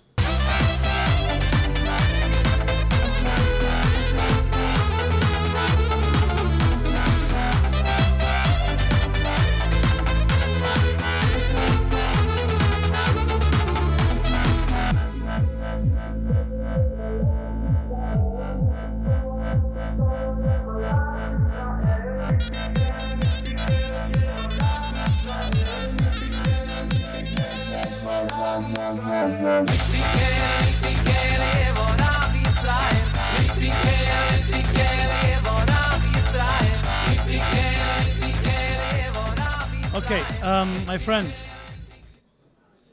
you were all here before when I spoke, right? So we Jacobsons are known for sometimes not knowing how to stop speaking. So there was this guy that gave this long talk. I always use this when I speak longer than I should. But you could only use it once. It's a good one. Yeah. L'chaim to everyone. L'chaim, l'chaim. So there was this guy who was very enamored with his own speaking abilities. So he was finally given the microphone. So he spoke and spoke and spoke and spoke for hours. You can imagine, the first few hours, people were respectful, but then it got to a point where half the crowd left. So in his own arrogance, he was convinced, not they left because he's speaking that long, it's because those that remained really connect with what he's saying. And they really want to hear even more. So he went on again. And the more people left, the more he convinced himself whoever remains is like his connection. Finally, there was only one guy. It's 2 o'clock in the morning. There's one guy left. And he found this lonely soul, the speaker, finally thought he found his kindred spirit. Another guy that's still there till 2 o'clock in the morning. So he really started sharing all his personal details, more and more and more and more. Anyway, he finally finishes. It's 6 hours. He goes over to this guy and says, so what'd you think? What'd you think? You know, he thought. He says, I didn't hear a word you said. So why are you here? He says, I'm the next speaker. I once told the story actually in a place where they invited me to a country to speak, and they didn't have their schedule running properly. So I ended up speaking after the dessert, which is like a criminal, that's a criminal act because no one stays after dessert. Is there dessert tonight? Rabbi, huh? This is it. So I told this story. The reason I'm saying it is this. Rabbi Sachs actually told me once that it was the Rebbe that told him, what are you going to philosophy? He was taking philosophy classes. Who is it going to help? You should become a rabbi. And then you could take the philosophy and teach to others. So he did. So his first rabbinic position in London was not chief rabbi. So he spoke about the Rebbe because he gave the Rebbe credit for him being a rabbi. A woman came over to him after his Friday night talk and sermon and said, so what's the difference between a Rebbe and you and a rabbi? So he answered, you saw it here tonight. When a rabbi speaks, even if he's speaking to 500 people, so each person thinks he's speaking to another person. Doesn't mean me, he means that person. And you even elbow him. You see, the rabbi's talking to you. He says, when the Rebbe speaks, even if he's speaking to 10,000 people, every person thinks he's speaking to him or her. It's completely personal. The only reason for that is because if you just say words, if you're just articulating ideas, it could be brilliant, it could be powerful, but it's not going to touch you. It's not in the Rebbe's words from Rabbeinu Tam, Dvarim hayetzim min halev, nechnosim el halev. Words that come from the heart enter the heart.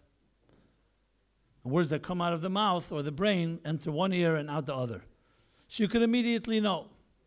I don't know who coined this word, but I really like this expression. They say they don't care.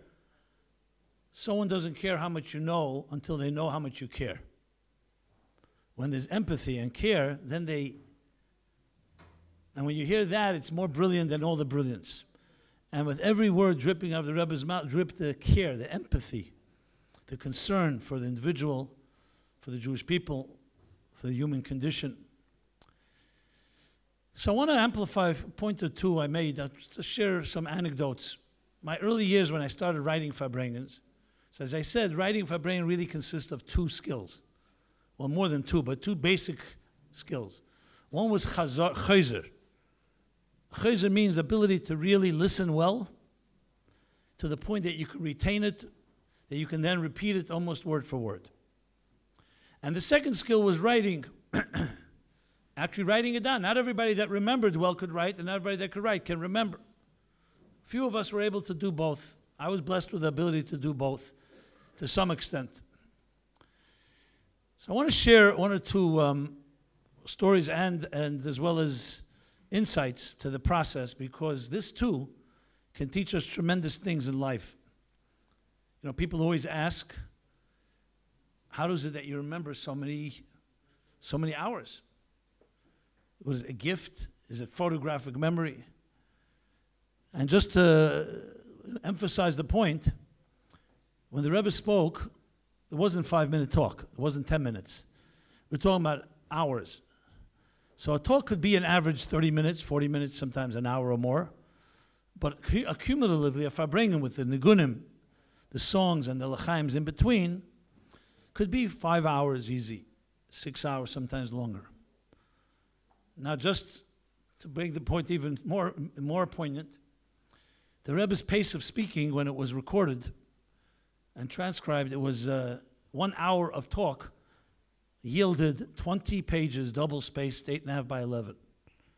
So basically, 5 hours of talk should be 100 pages.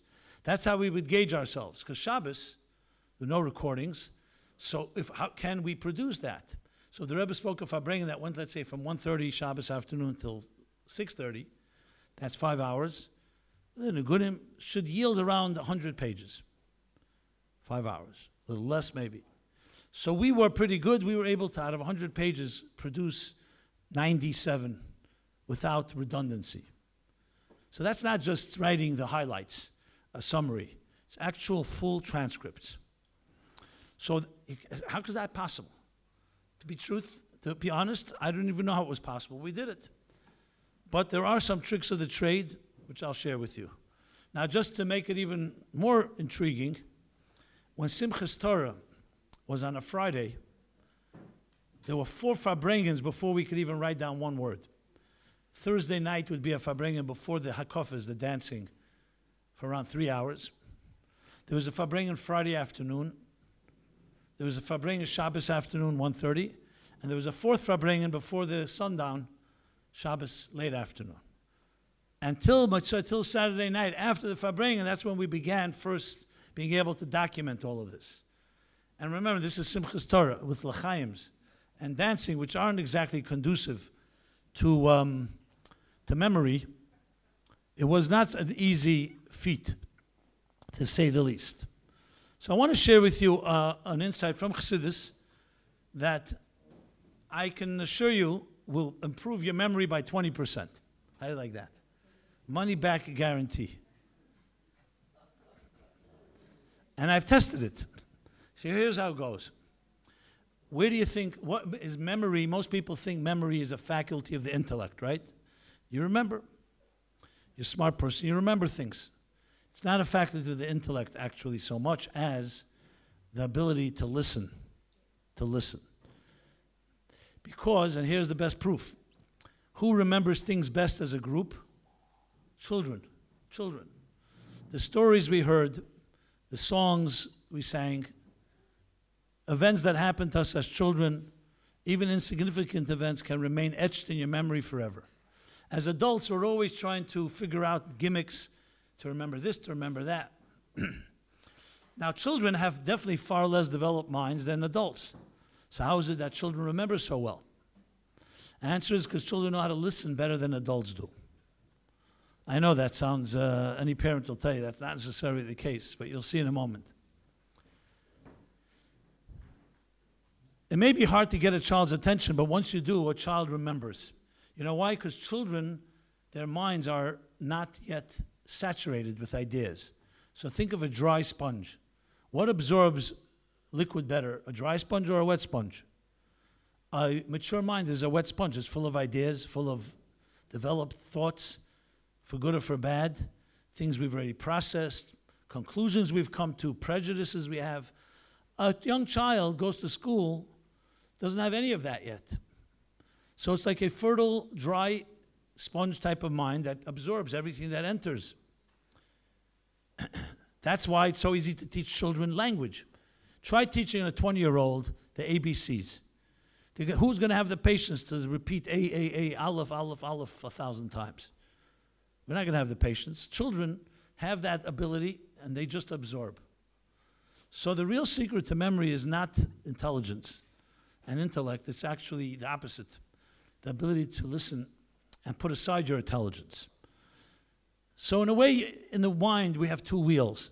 One you'll call the absorber, and one is the processor. Children absorb, they don't process yet. And adults process and don't really absorb very well. Now, I know this because I do it. I did it for many years. And so right now you're listening to me, right? And if I asked you how many of you are good listeners, I used to use this question. It was a trick question. And some people raised their hand. And actually, anyone that's a good listener will never raise their hand. Besides the fact that it's humility, number two, you never ask someone if you're a good listener. You ask their spouse if they're a good listener. You ask the one that they're speaking to if a good listener. How do you know if you're a good listener? You know, let's say you're a terrible listener and everyone around you says you don't know how to listen. I know how to listen. I hear this all the time. And I say, anybody agree with you? No, they don't get it. They don't get it. You understand? It's like the joke with the guy that goes to the hearing doctor and says, my wife is losing her hearing. So he says, so we got to, help me. The doctor says, first let's test it. She's denying it. She says, no. So let's test it. When you come home from work, you get to the front door, say, I love you, honey. And let's see if she responds. If she doesn't respond, we know. She responds. She doesn't respond, go closer, go in the room where she's at, by the door. I love you, honey. She doesn't respond, go over to her ear and yell in her ear, I love you, honey. So let's just gauge exactly how bad the hearing is. He does that, exactly that. She doesn't respond the first time and the second time. He yells in her ear, and she yells back at him, I've already told you I love you 3 times. So he was the one that was having the hearing problems, you understand? But he decided it was she. So a listener will never say, I'm a good listener. You have to ask others. So listening and hearing is not the same thing. Hearing, you have healthy ears, you hear sounds. Listening is absorbing. And to do that is a whole other art. Most adults are actually not good listeners. When you hear someone speak, as an adult, you're immediately processing. You're not just listening. You're saying, I like the speaker, I don't like the speaker. I can make money with this idea, I can't make money with this idea. It's relevant to me, it's not relevant to me. That's called processing. So there's an expression in the Talmud that we lose in the laws of kashrus. I did the Torah lemivla lepolit. When you're busy absorbing, you can't be busy exuding. And when you're exuding, you can't be absorbing. In simple words, in the personal terms, if you're speaking, you can't be listening, and you can't be listening. And if you're listening, you can't be speaking. You can't do 2 things at once. It's a different mode. It's not about multitasking. One is absorbing mode, one is exuding. Adults process. And when you process, you don't remember well. That's why, how often does it happen that you hear a nice idea and you say, wow, that was great, I'm going to share it with someone. The next day you go to someone and say, hey, I'd like to share with you an idea, it was really great. And you say, go ahead. And what happens? You start saying, I don't remember exactly. You can't even repeat it. And then you say to yourself, maybe I didn't hear it right. What happened? You did hear it, but you never really absorbed it. You listened. You heard, but you didn't listen. If you wrote it down, if you thought about it, you owned it, that's a whole other story. So when the Rebbe spoke, believe it or not, we had to shut off the processor and just allow the absorber. Obviously enough processing to hear the words. And I remember vividly, many times, that the more I understood an idea from the Rebbe, the less I remembered it. The ones I didn't understand were the best ones, because it was like a clean slate. I never heard this idea before. Once I heard the idea, it was already jaded, like, it's fitting into an idea I already heard. And the temptation to say, oh, it answers a question I had. Because the Rebbe was a very stimulating speaker, many ideas, constantly bringing up ideas things that we related to. But the absorbing process really requires shutting off the processor at the time that you're absorbing. Later, there would be plenty of time. Once it's written down and it's documented, then you can go ahead and process as much as you wish. So here's the exercise I suggest. And I've tried this with around 1,500 people, not in one group, small groups. Try it out and you'll see what I mean. Take any book you like, any sefer, open it up, and read a page or two. And the objective is that after you finish reading as many times as you like, no time limits, you then close the book and write down on a piece of paper, not word for word, the flow of the ideas. And there's no time limit. You can read it as much as you like, Okay, so then the group finishes doing it. Before we start, I always ask people, so tell me, estimate what kind of percentage of how well will you capture the page? 10%, 20%, 100%. Most people say around 80%, 70 to 80%. Then we begin the exercise, and I see immediately the ones that think they're smart knock it off very quickly, blah, blah, blah, and then they sit with their hands like this, they're waiting for everybody else, they're done. And I smile to myself because I know what that means. Then it takes 15 minutes, everybody's done. Then I ask everybody, give the book and what you wrote to your neighbor, and let's see how well you did. So what results never ever are 80%. 70% very rare. It's usually under 70%. And here's the interesting thing. The ones that did it quicker, the smarter ones, the smarter they thought they were, the less of the page they captured.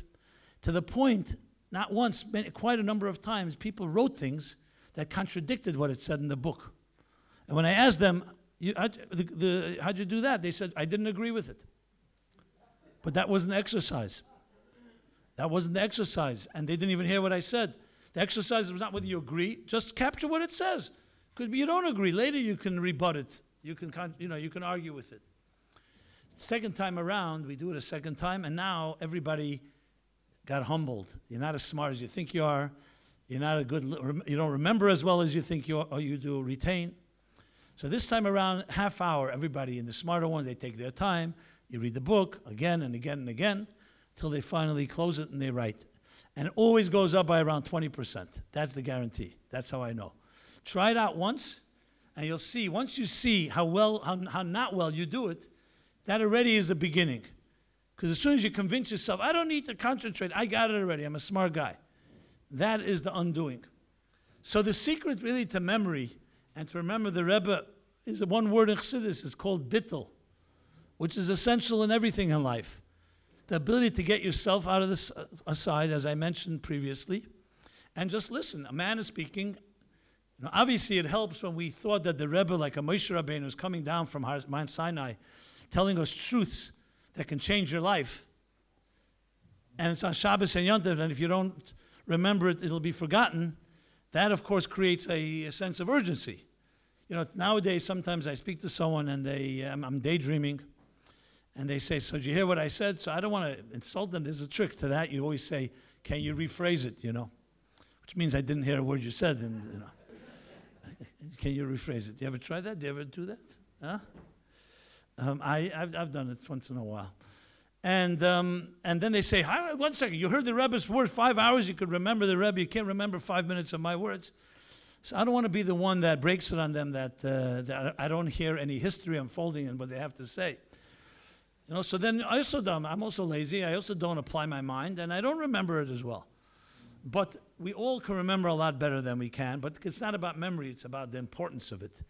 Trust me, if someone came to you that you love deeply, and they tell you, even if it's the middle of a difficult work day, I need to speak to you, I have some urgent thing to matter, a personal matter, what happens? You put everything aside and you listen. I hope that would be the case. That's what healthy people do. You get yourself out of the way. It's not about you and your comforts, it's about what is being said now. That was the exercise. And of course, it trained me in tremendous ways because it trains you to really listen to someone, even when it's not so convenient, even when you hear a thing that you don't like. How many people like to hear things they don't really agree with? We don't like to hear that. We don't like critique. We don't like someone telling us about our blind spots, because we think we know. Someone tells. I asked once somebody who came for counseling, "You have any blind spots?" I mean, I was being humorous. He said, "Yeah, sure, but I know what they are." That was it. So I say, "Really? You know what your blind spots are? That's interesting. Then why is it a blind spot?" He says, "Others don't know it. Is that why it's a blind spot?" The fact of the matter is, we're all subjective people. And a very fascinating answer that the Alter Rebbe wrote, the founder of Chabad, to the interrogators when he was arrested. We have today some of the text that he wrote in response. One of their questions, what do you need a Rebbe for? Like Korach asked. Everybody is great. What do we need a Rebbe for? What do we need a Rebbe for? So the Alter Rebbe answered in Hebrew, and then it was translated in Russian. I believe the Alter Rebbe checked the Russian because he wanted to make sure they didn't change anything that would incriminate him, that they forge anything. And a very fascinating letter, very personal. The Alter Rebbe writes these words, more or less paraphrased, that every human being is subjective. People cannot see everything clearly because there's self-interest. Who doesn't have self-interest? Therefore, you need a Rebbe who can rise above self-interest and provide a perspective that comes from another place. Now, I know all of us will say, you need a Rebbe for that. Any mentor can do that. But the Rebbe does it, of course, on a much purer and higher level. He can tell you things that, for example, someone will say, what's your mission in life? You were left on your own to figure out your mission in life. Tell me, what would you come up with? Some would come up with, how do I feed my comforts or my pleasures, or how do I make money? Or whatever it is in our minds we decide is important. Comes a Rebbe and says, a perspective that comes, basically a godly perspective. This is what the Torah says. And being that it doesn't have that subjectivity, can tell us things that we ourselves may never come to, or we may have blind spots to. I heard once from a source, from a reliable person, a very powerful story that the Rebbe, there was a guy from, I think it was somewhere in the Midwest, the United States. And the shliach there, the Chabad shliach said, you go to New York, you have to visit the Rebbe. This was in the 60s. So you could have a private audience at the time. So he went, he scheduled something, and they gave him an appointment in the evening, and he comes into the Rebbe, he's a doctor. And the Rebbe offers him a chair, he sits down, and he's sitting there. He says that I have a rabbi in my city who told me to come and see you, so here I am. He didn't know what it entails. And the Rebbe says, is there anything on your mind you'd like to talk about? He says, no, not really. So the Rebbe says, I'm not, actually, I don't even know why I'm here. I'm just here because I liked my rabbi, and I said I'd do him a favor. So the Rebbe said, I'm not very comfortable with someone sitting here not really wanting to be here. Since everything is divine providence, you're here already. Maybe there's something I could help with. So he said, look, Rabbi, whatever, he said, maybe you can explain why they adore you so much. Why would he send me to see you even? I don't even know why I'm here. Well, who are you? Like, what is a Rebbe, basically? So I think very appropriate for Gimmel Tammuz. What is a Rebbe? So the Rebbe responded. He said, a Rebbe is a person who tries to be a friend to people. So he says to the Rebbe, a friend? I have many friends. It's not like a great thing. I have to come all the way here to have a friend. So the Rebbe said, let me define for you what a friend is, and then you'll tell me how many friends you have. And the Rebbe said, a friend, a true friend, is someone that you can speak to as you speak to yourself, without defenses, without fear of judgment or critique, like you speak with yourself, completely comfortable, without any veils and any masks and any projections and so on. So the Rebbe said to him, so, how many friends? Like he says, I don't have any such friends. And as a matter of fact, I'm skeptical if I would ever find such a friend. So the Rebbe said, that's what a Rebbe tries to be. A person who's like a transparent friend who you can speak to openly. I mean, later, it wasn't that yichidus, but later this person became closer to the Rebbe. I just found the simplicity of the answer, which might sound, a Rebbe, we talk about a Rebbe with all these lofty and great descriptions. But you know what? That's an interesting description because you don't find that every day. And it says in Chassidus, what's Yechidus? Private audience, Yechida meets Yechida. In the language of Chassidus, the essence of your soul meets the essence of the Rebbe's soul. That essentially means a soul without garments. Like you're standing naked, like you're standing completely vulnerable, without defenses, completely honest, which of course is a very pure place to be. Now someone will say, okay, well, if that's the case, 25 years later, where exactly are you going to find that? There aren't people like that. So it's a good question. How do we have such an experience today? You have to say that the Rebbe would not deprive his flock, his people, from things we need, that there are probably ways to find it, and maybe not quite like being with the Rebbe himself, but whether through a mashpia or a rav. The Rebbe himself made that statement that people should go find an objective person. So you say, but that person is not going to be like a Rebbe. I can't trust him like I would trust a Rebbe. You know what? Maybe you have to work on that. Maybe you have to look more. There was a chassid who asked the Rebbe once told him, as the Rebbe often would do, he asked him a question, so the Rebbe said to him, Katsas yedidim evinim. Go get the advice of friends that are experts. So he told the Rebbe bluntly, I don't want friends experts, I want the Rebbe's advice. So the Rebbe says, why do you mind that I'll give you my advice through those experts' friends, through those friendly experts? In other words, it's not replacing. That itself is part of the Rebbe gives kayach, that there is for everybody you can find, if not one, maybe a few, somewhere to say you trust your whole life. Sometimes you have a mashpia for one particular area of your life. So a person you can talk to about certain matters. Maybe someone else about different matters. I don't know if you can find one person that solves it all. But the idea is that a Rebbe works in many different ways.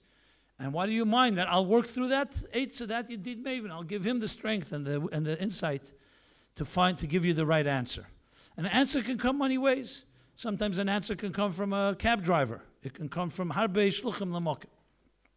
I wanted to share something about the writing as well. When I began writing Farbrengen, it was in the early 80s, actually the end of 79. So in the beginning, you're like somewhat of a novice. You always remain a novice, but then even a bigger novice. And we make our mistakes. So once I prepared a sikha that the Rebbe wanted to edit. And I worked very hard. I was up at least 2 nights. It was hard work. I finally finish, and I leave it with someone in my office. I say, look, once it's finished being typed, we still use typewriters then, make sure you copy edit it for typos, and then bring it downstairs to the Rebbe, to the secretary of the Rebbe, and then give it to the Rebbe. He'll give it to the Rebbe. Okay, I go home. I was exhausted. I got to eat something. I'm sitting home. I was about to lie down, but you know what? They're always concerned. So I call the office. I say, so what happened? Yeah, it's by the Rebbe already. I said, did you copy edit it? Oy, I forgot. They just typed it, and I said, you got to run. Are you crazy? Go downstairs immediately, and if it's not by the Rebbe yet in the box, you take it back. But it was too late. It was already by the Rebbe. So I had another sleepless night because I was very embarrassed. It had basically typos. So I know the Rebbe would forgive us, but it's not. Besides being not professional, I felt embarrassed. I think the Rebbe's going to have to fix the mistakes, our mistakes. Anyway, the next morning, I remember I get a call from the secretary, who I could see in his voice, that's Lebedik, he says, you should come down here now. I said, what is the story? He says, the good news is the Rebbe was Magiya the whole Sikha. And the bad news, you'll see for yourself. Anyway, I come down, he gives me the Sikha, I go run upstairs, I'm already looking at it. He's good on top of the page, of the first page. The Rebbe edited the whole Sikha, fixed all the typos and much more. And he wrote 3-4 lines that I will never forget. The Rebbe writes in Hebrew, he writes, I dedicate a few hours of my time to edit these sikhs.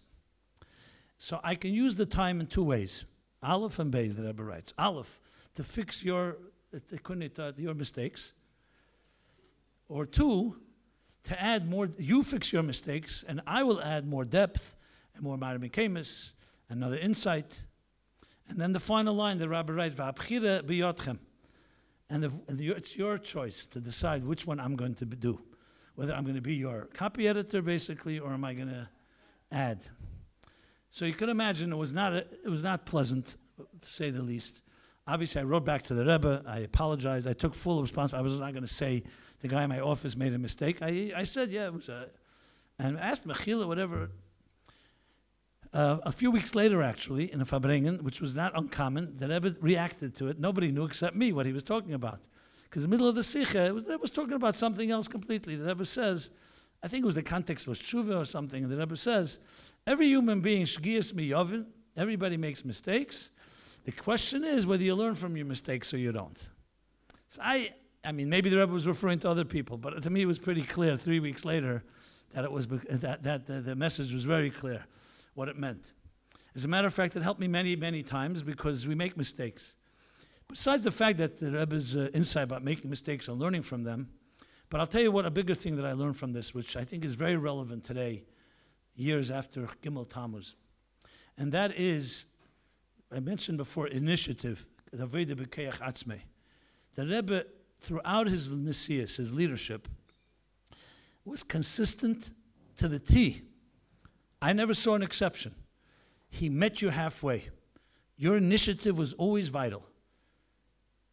It was never the Rebbe just told you a command 100%. There were a few times like that. It was you made an effort, and the Rebbe responded. So basically, the Rebbe was saying, either if you fill a cup a little, I'll fill it a little more. You make mistakes, I'll fix your mistakes. But if you come with a full cup, or you present something really, something proper, then I'll give my best to it. So you want me to be your, like someone will say, I have a headache, I'm going to write to the Rebbe will tell me, take an aspirin. Wow. Maybe if you took the aspirin and it worked, would be great. And if it didn't work, you go to the Rebbe for bigger things. My father, who's a journalist, was in Yechidus once by the Rebbe, more than once, but 3 times the Rebbe said to him the following: since you're a journalist, maybe you want to make an interview with me. My father always responded the same way. Can I ask anything? And the Rebbe always responded, this is America, there's no censorship, you could ask anything. So my father, of course, used the opportunity. One of the times he asked the Rebbe was, what bothers the Rebbe most?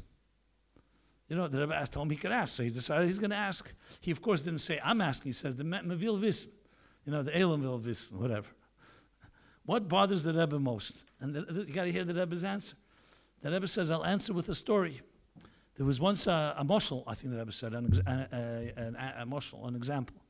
There was once this individual who was a very God-fearing person, like a Iyuv, the Rebbe said.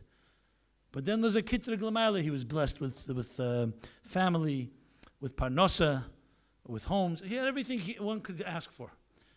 So, of course, L'mayla, they said, okay, the malachim that always were Makatrik, they said, very nice. He has an easy life. Take away things from him and let's test him and let's see what he'll do then. So he was tested. Unfortunately, everything was taken from him. His health, his family, his wealth, even his health. Finally, the only thing was left that he had his body, and even that he had a tzaras, the Rebbe said. Tzaras. And then finally there was a Rachmanis from heaven, and they said, Acha sha'alti, that was the Rebbe's expression.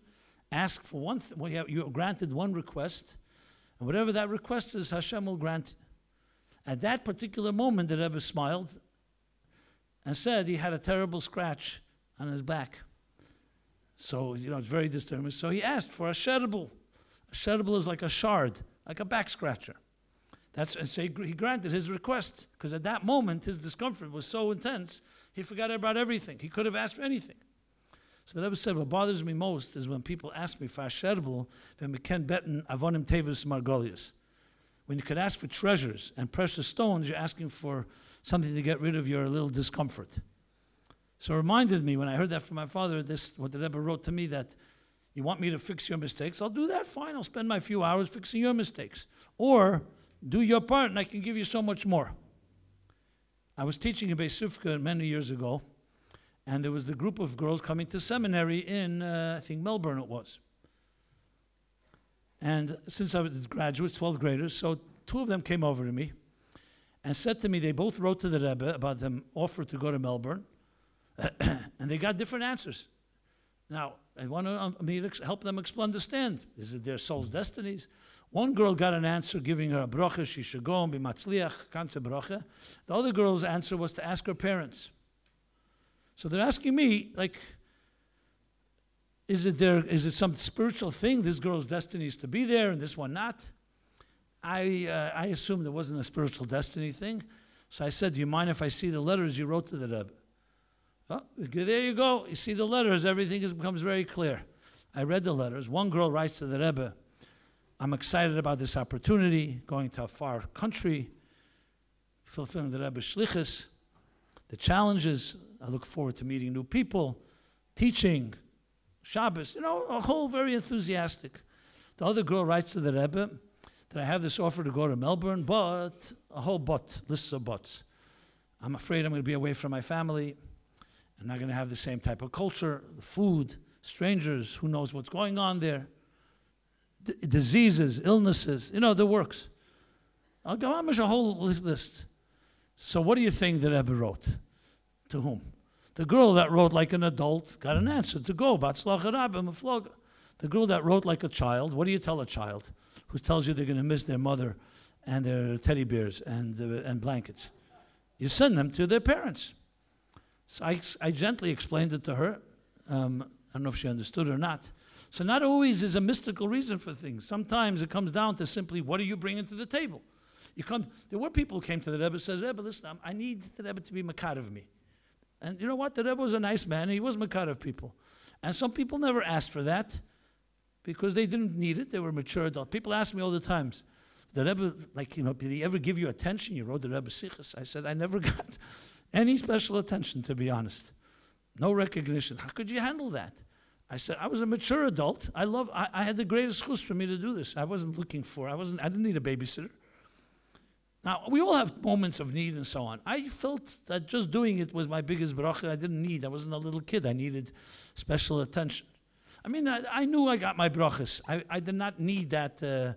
But I'm not saying other people are other way. Everybody has their thing.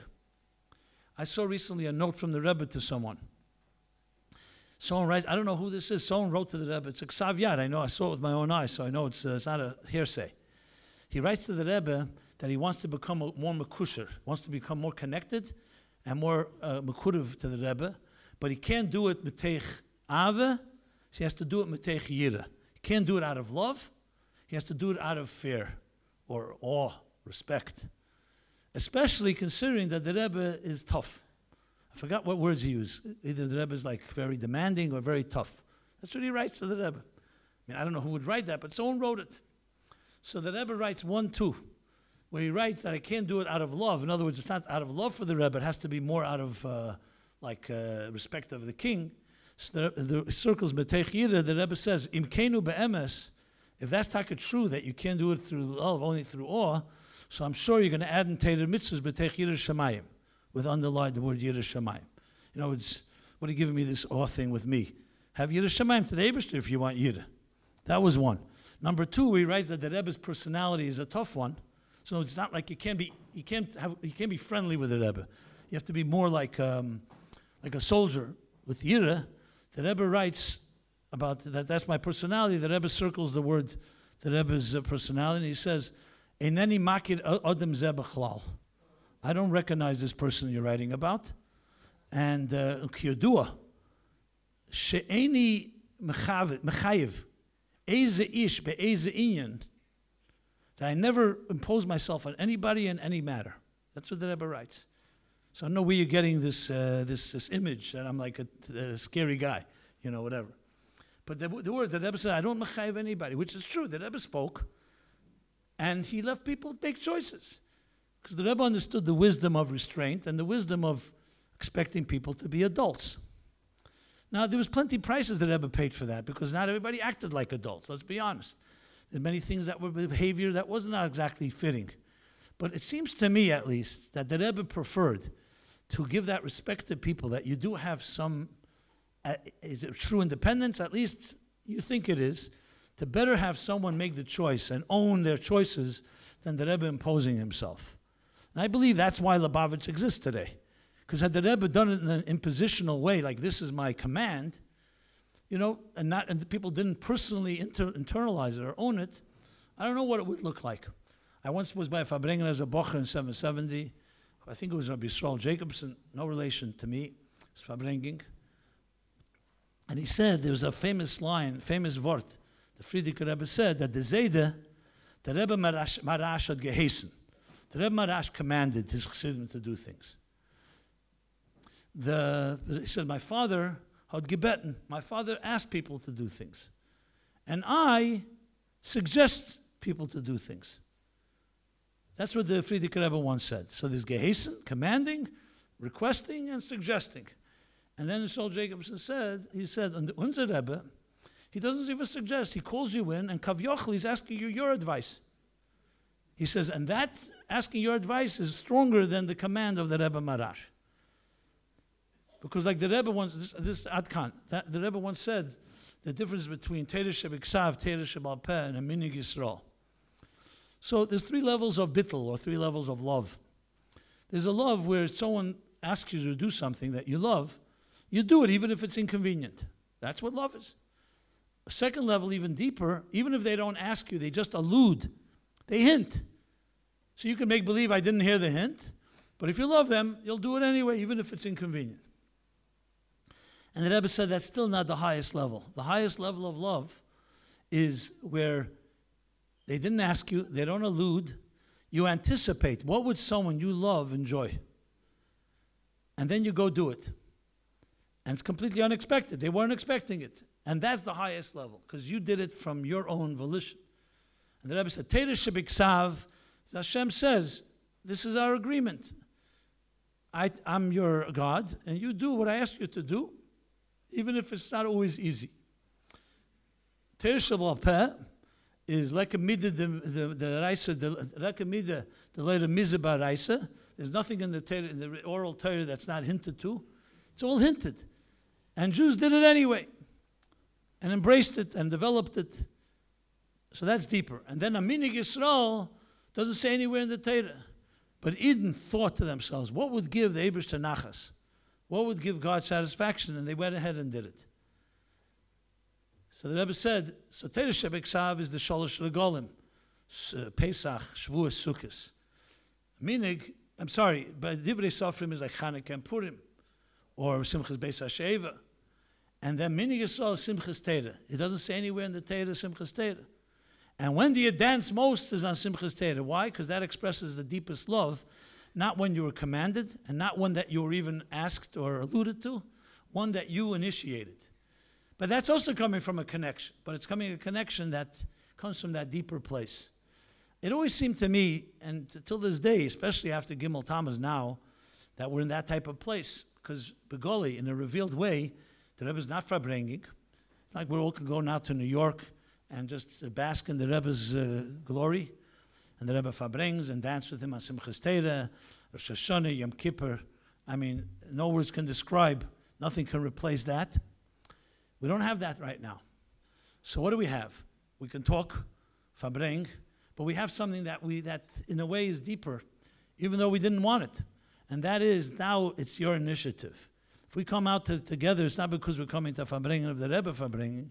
It's we are trying to do something on our part to live up to what the Rebbe asked of us. And in many ways, that's the deepest love. Now, God forbid, I'm not coming to explain why we needed a Gimmel Tammuz and why we need this Helen V'Hester, this moment of so-called separation on a revealed level. But at the end of the day, we were trained not to be babies and to rise to the occasion. The only way you can explain it, and I'm using words from the Rebbe, the famous words the Rebbe said, Eshayin Rabba, Tov Shemem Dalet, when he was crying and crying about the Golus. He says, Vifl is Ashir, what's the limit? The Moshe, the famous example, God is hiding from us to bring out our ingenuity. How much can you do that? And the Rebbe then, within the tears, some tears, said the only way you can explain it is maybe because the Eibishter Vilma is Shaimet and Emes. The only way to explain it is that he wants us to really cry with an Emes, really sincerely. And that's not possible if there's even one shred of revelation, because then you're doing it for the revelation. When you completely feel hopeless in a way, when you feel complete devoid of complete emptiness, that's when you can cry with Emes. Now, I don't know if we can apply it now. We can't apply it. We probably can. And so we have two options. Either we just cry and lay down and die, God forbid, or we dig deeper and we say, okay, fine, this is the challenge. So now we rise to the occasion, exactly as the Rebbe said, and we do whatever it takes. That to me is the real challenge that we have. And I don't think we have time to really just sit around and philosophize about it, because then you usually don't get into good places. You start getting too intellectual, and you have to just go from a visceral type of sense of urgency, sense of mission, to do what we were told to do, what we were asked to do, what we were told to do. I have a few other interesting stories I share, but I don't know what the time frame and curfew is here. Okay. So l'chaim to all of you, this formal stage of it. We should all live up to what the Rebbe said, that a shliach, and we're all shluchim, is together with 10 equals Mashiach. So shliach is the person with all their faculties, but when you use your faculties, so 10 with shliach adds and creates Mashiach. That each of us should do what we have to do with our faculties, our effort. That which was given to us we have as a gift. But what will we do to rise to the occasion? And we should be zeich, as I said earlier, we should already, all the talk, should be enough to have Rachmanis in heaven that we have done whatever we can and we should ever have the Geula with us. L'chaim, l'chaim.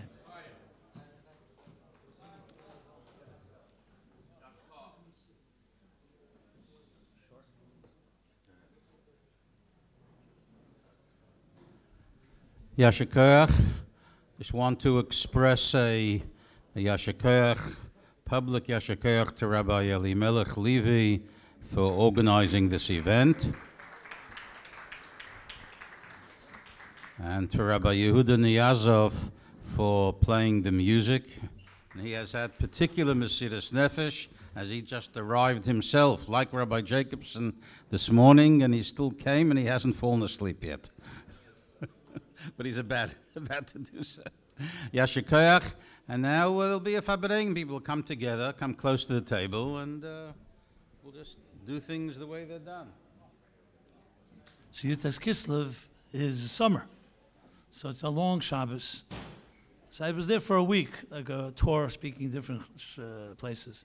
Shabbos day, I Farbreneged in the main shul there, mostly in Hebrew. It was a long day, that's why I said winter. It was like till 8 o'clock. But I'm not going to tell you what I Farbreneged. I want to tell you what happened. In the middle of my Farbreneged, I was talking about the Rebbe, and the Rebbe giving keiches, even in the harsh times. That we always, I mean, that's what a Rebbe is. Yaziv Tzei Marisei. A Rebbe never forsakes his flock. Whether you see it or not, there's strength that you get. So one of the Chassidish, not Jungerman anymore, Chassidish Eden there, is a man called Rapini Baumgarten. Kennst Pini Baumgarten? Your age? Your time? From your a little young. So Pini Baumgarten, the son of Berel Baumgarten, who was the head shliach of Argentina until he passed away, I think, Lamates. That's when Tzvi Grunblatt is now there. So he asked me, he said, permission, he says, can I tell a story? So he tells the following story. I never heard a story of this, to this nature, that from a first-hand person. It's a sad story, but it's also a very powerful one. So he says, we were married, me and my wife, and we lived in New York for the first 5 years, I think he said, of our marriage. And we were blessed with children. Then we had a child, unfortunately, that was born with I forgot what it's called. It's like a smaller brain. They call it, you know what it's called? Like a dwarf brain. Basically, the brain is smaller than usual, and it's a life sentence, to put it bluntly. And they were all devastated. They went to doctors to do genetic testing, and it wasn't in the genes, it wasn't in the family, which was good to know, so now they could have other children. And but now they have a child that will forever be basically stunted, to put it mildly. Okay, well, if it can't get bad, it gets worse. There we go, I'll tell you then. And then a few children later, they had another child like that. The first is a fluke, and this is a fluke of a fluke. Doesn't happen, very rare occasions. There's a name for it, micro something, whatever. Anyway, this is completely, so he wrote to the Rebbe. He wrote to the Rebbe that they can't stay salton. He Pasha wrote, we can't live. We have other children. You know, the Eibishter should do such a thing. And it wasn't just the children, the effort, the energy you have to put into it, and so on. Now, these two children are today, one is 43 and one is 38. And they're both running around in shul. That Shabbos, I saw them before this Farbrenegen. You know, you can see they don't speak. They like almost, They're very, like, not, they're deformed. I mean, I don't want to describe it in detail. And they're very underdeveloped, but they keep running to their father, and the whole community embraces them. You can see it's Rachmanis, but there's also a lot of love. So this is what he tells me. Listen to this. He says, he wrote to the Rebbe that we can't deal with it. We don't know what to do. We can't live. We can't sleep. The whole life is destroyed.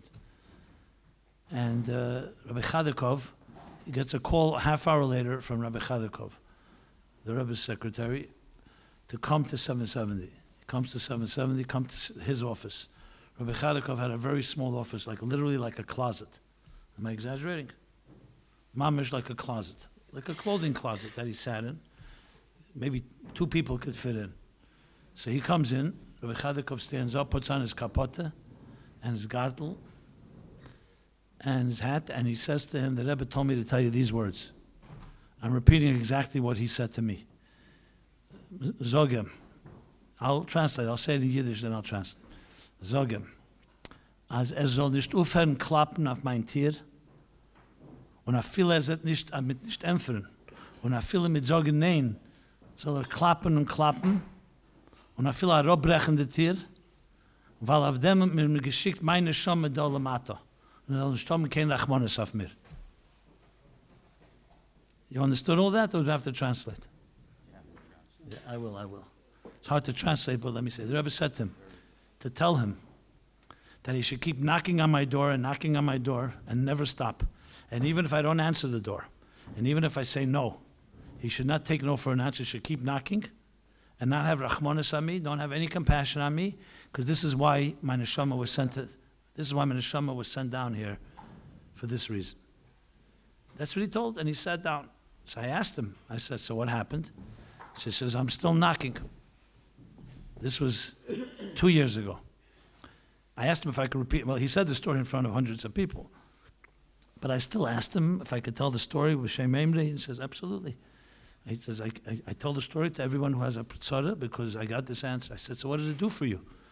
You know, the children are still in that situation. He says, you know what it did for me and my wife? I said to myself, you know what? This is the Rebbe and the Eberster's problem. I'm going to be at peace. This is what Hashem sent. It's not my problem. I'll do whatever I have to do for these children. The Rebbe says, Sizn Shomes, he's going to do something. It didn't happen. Yeah, it didn't happen. But I'm able to be at peace. And I bring my children here. And, I'm telling the story exactly as it is without commentaries. Because obviously we'd all love to hear the end of the story, that there was a miracle and everything went away.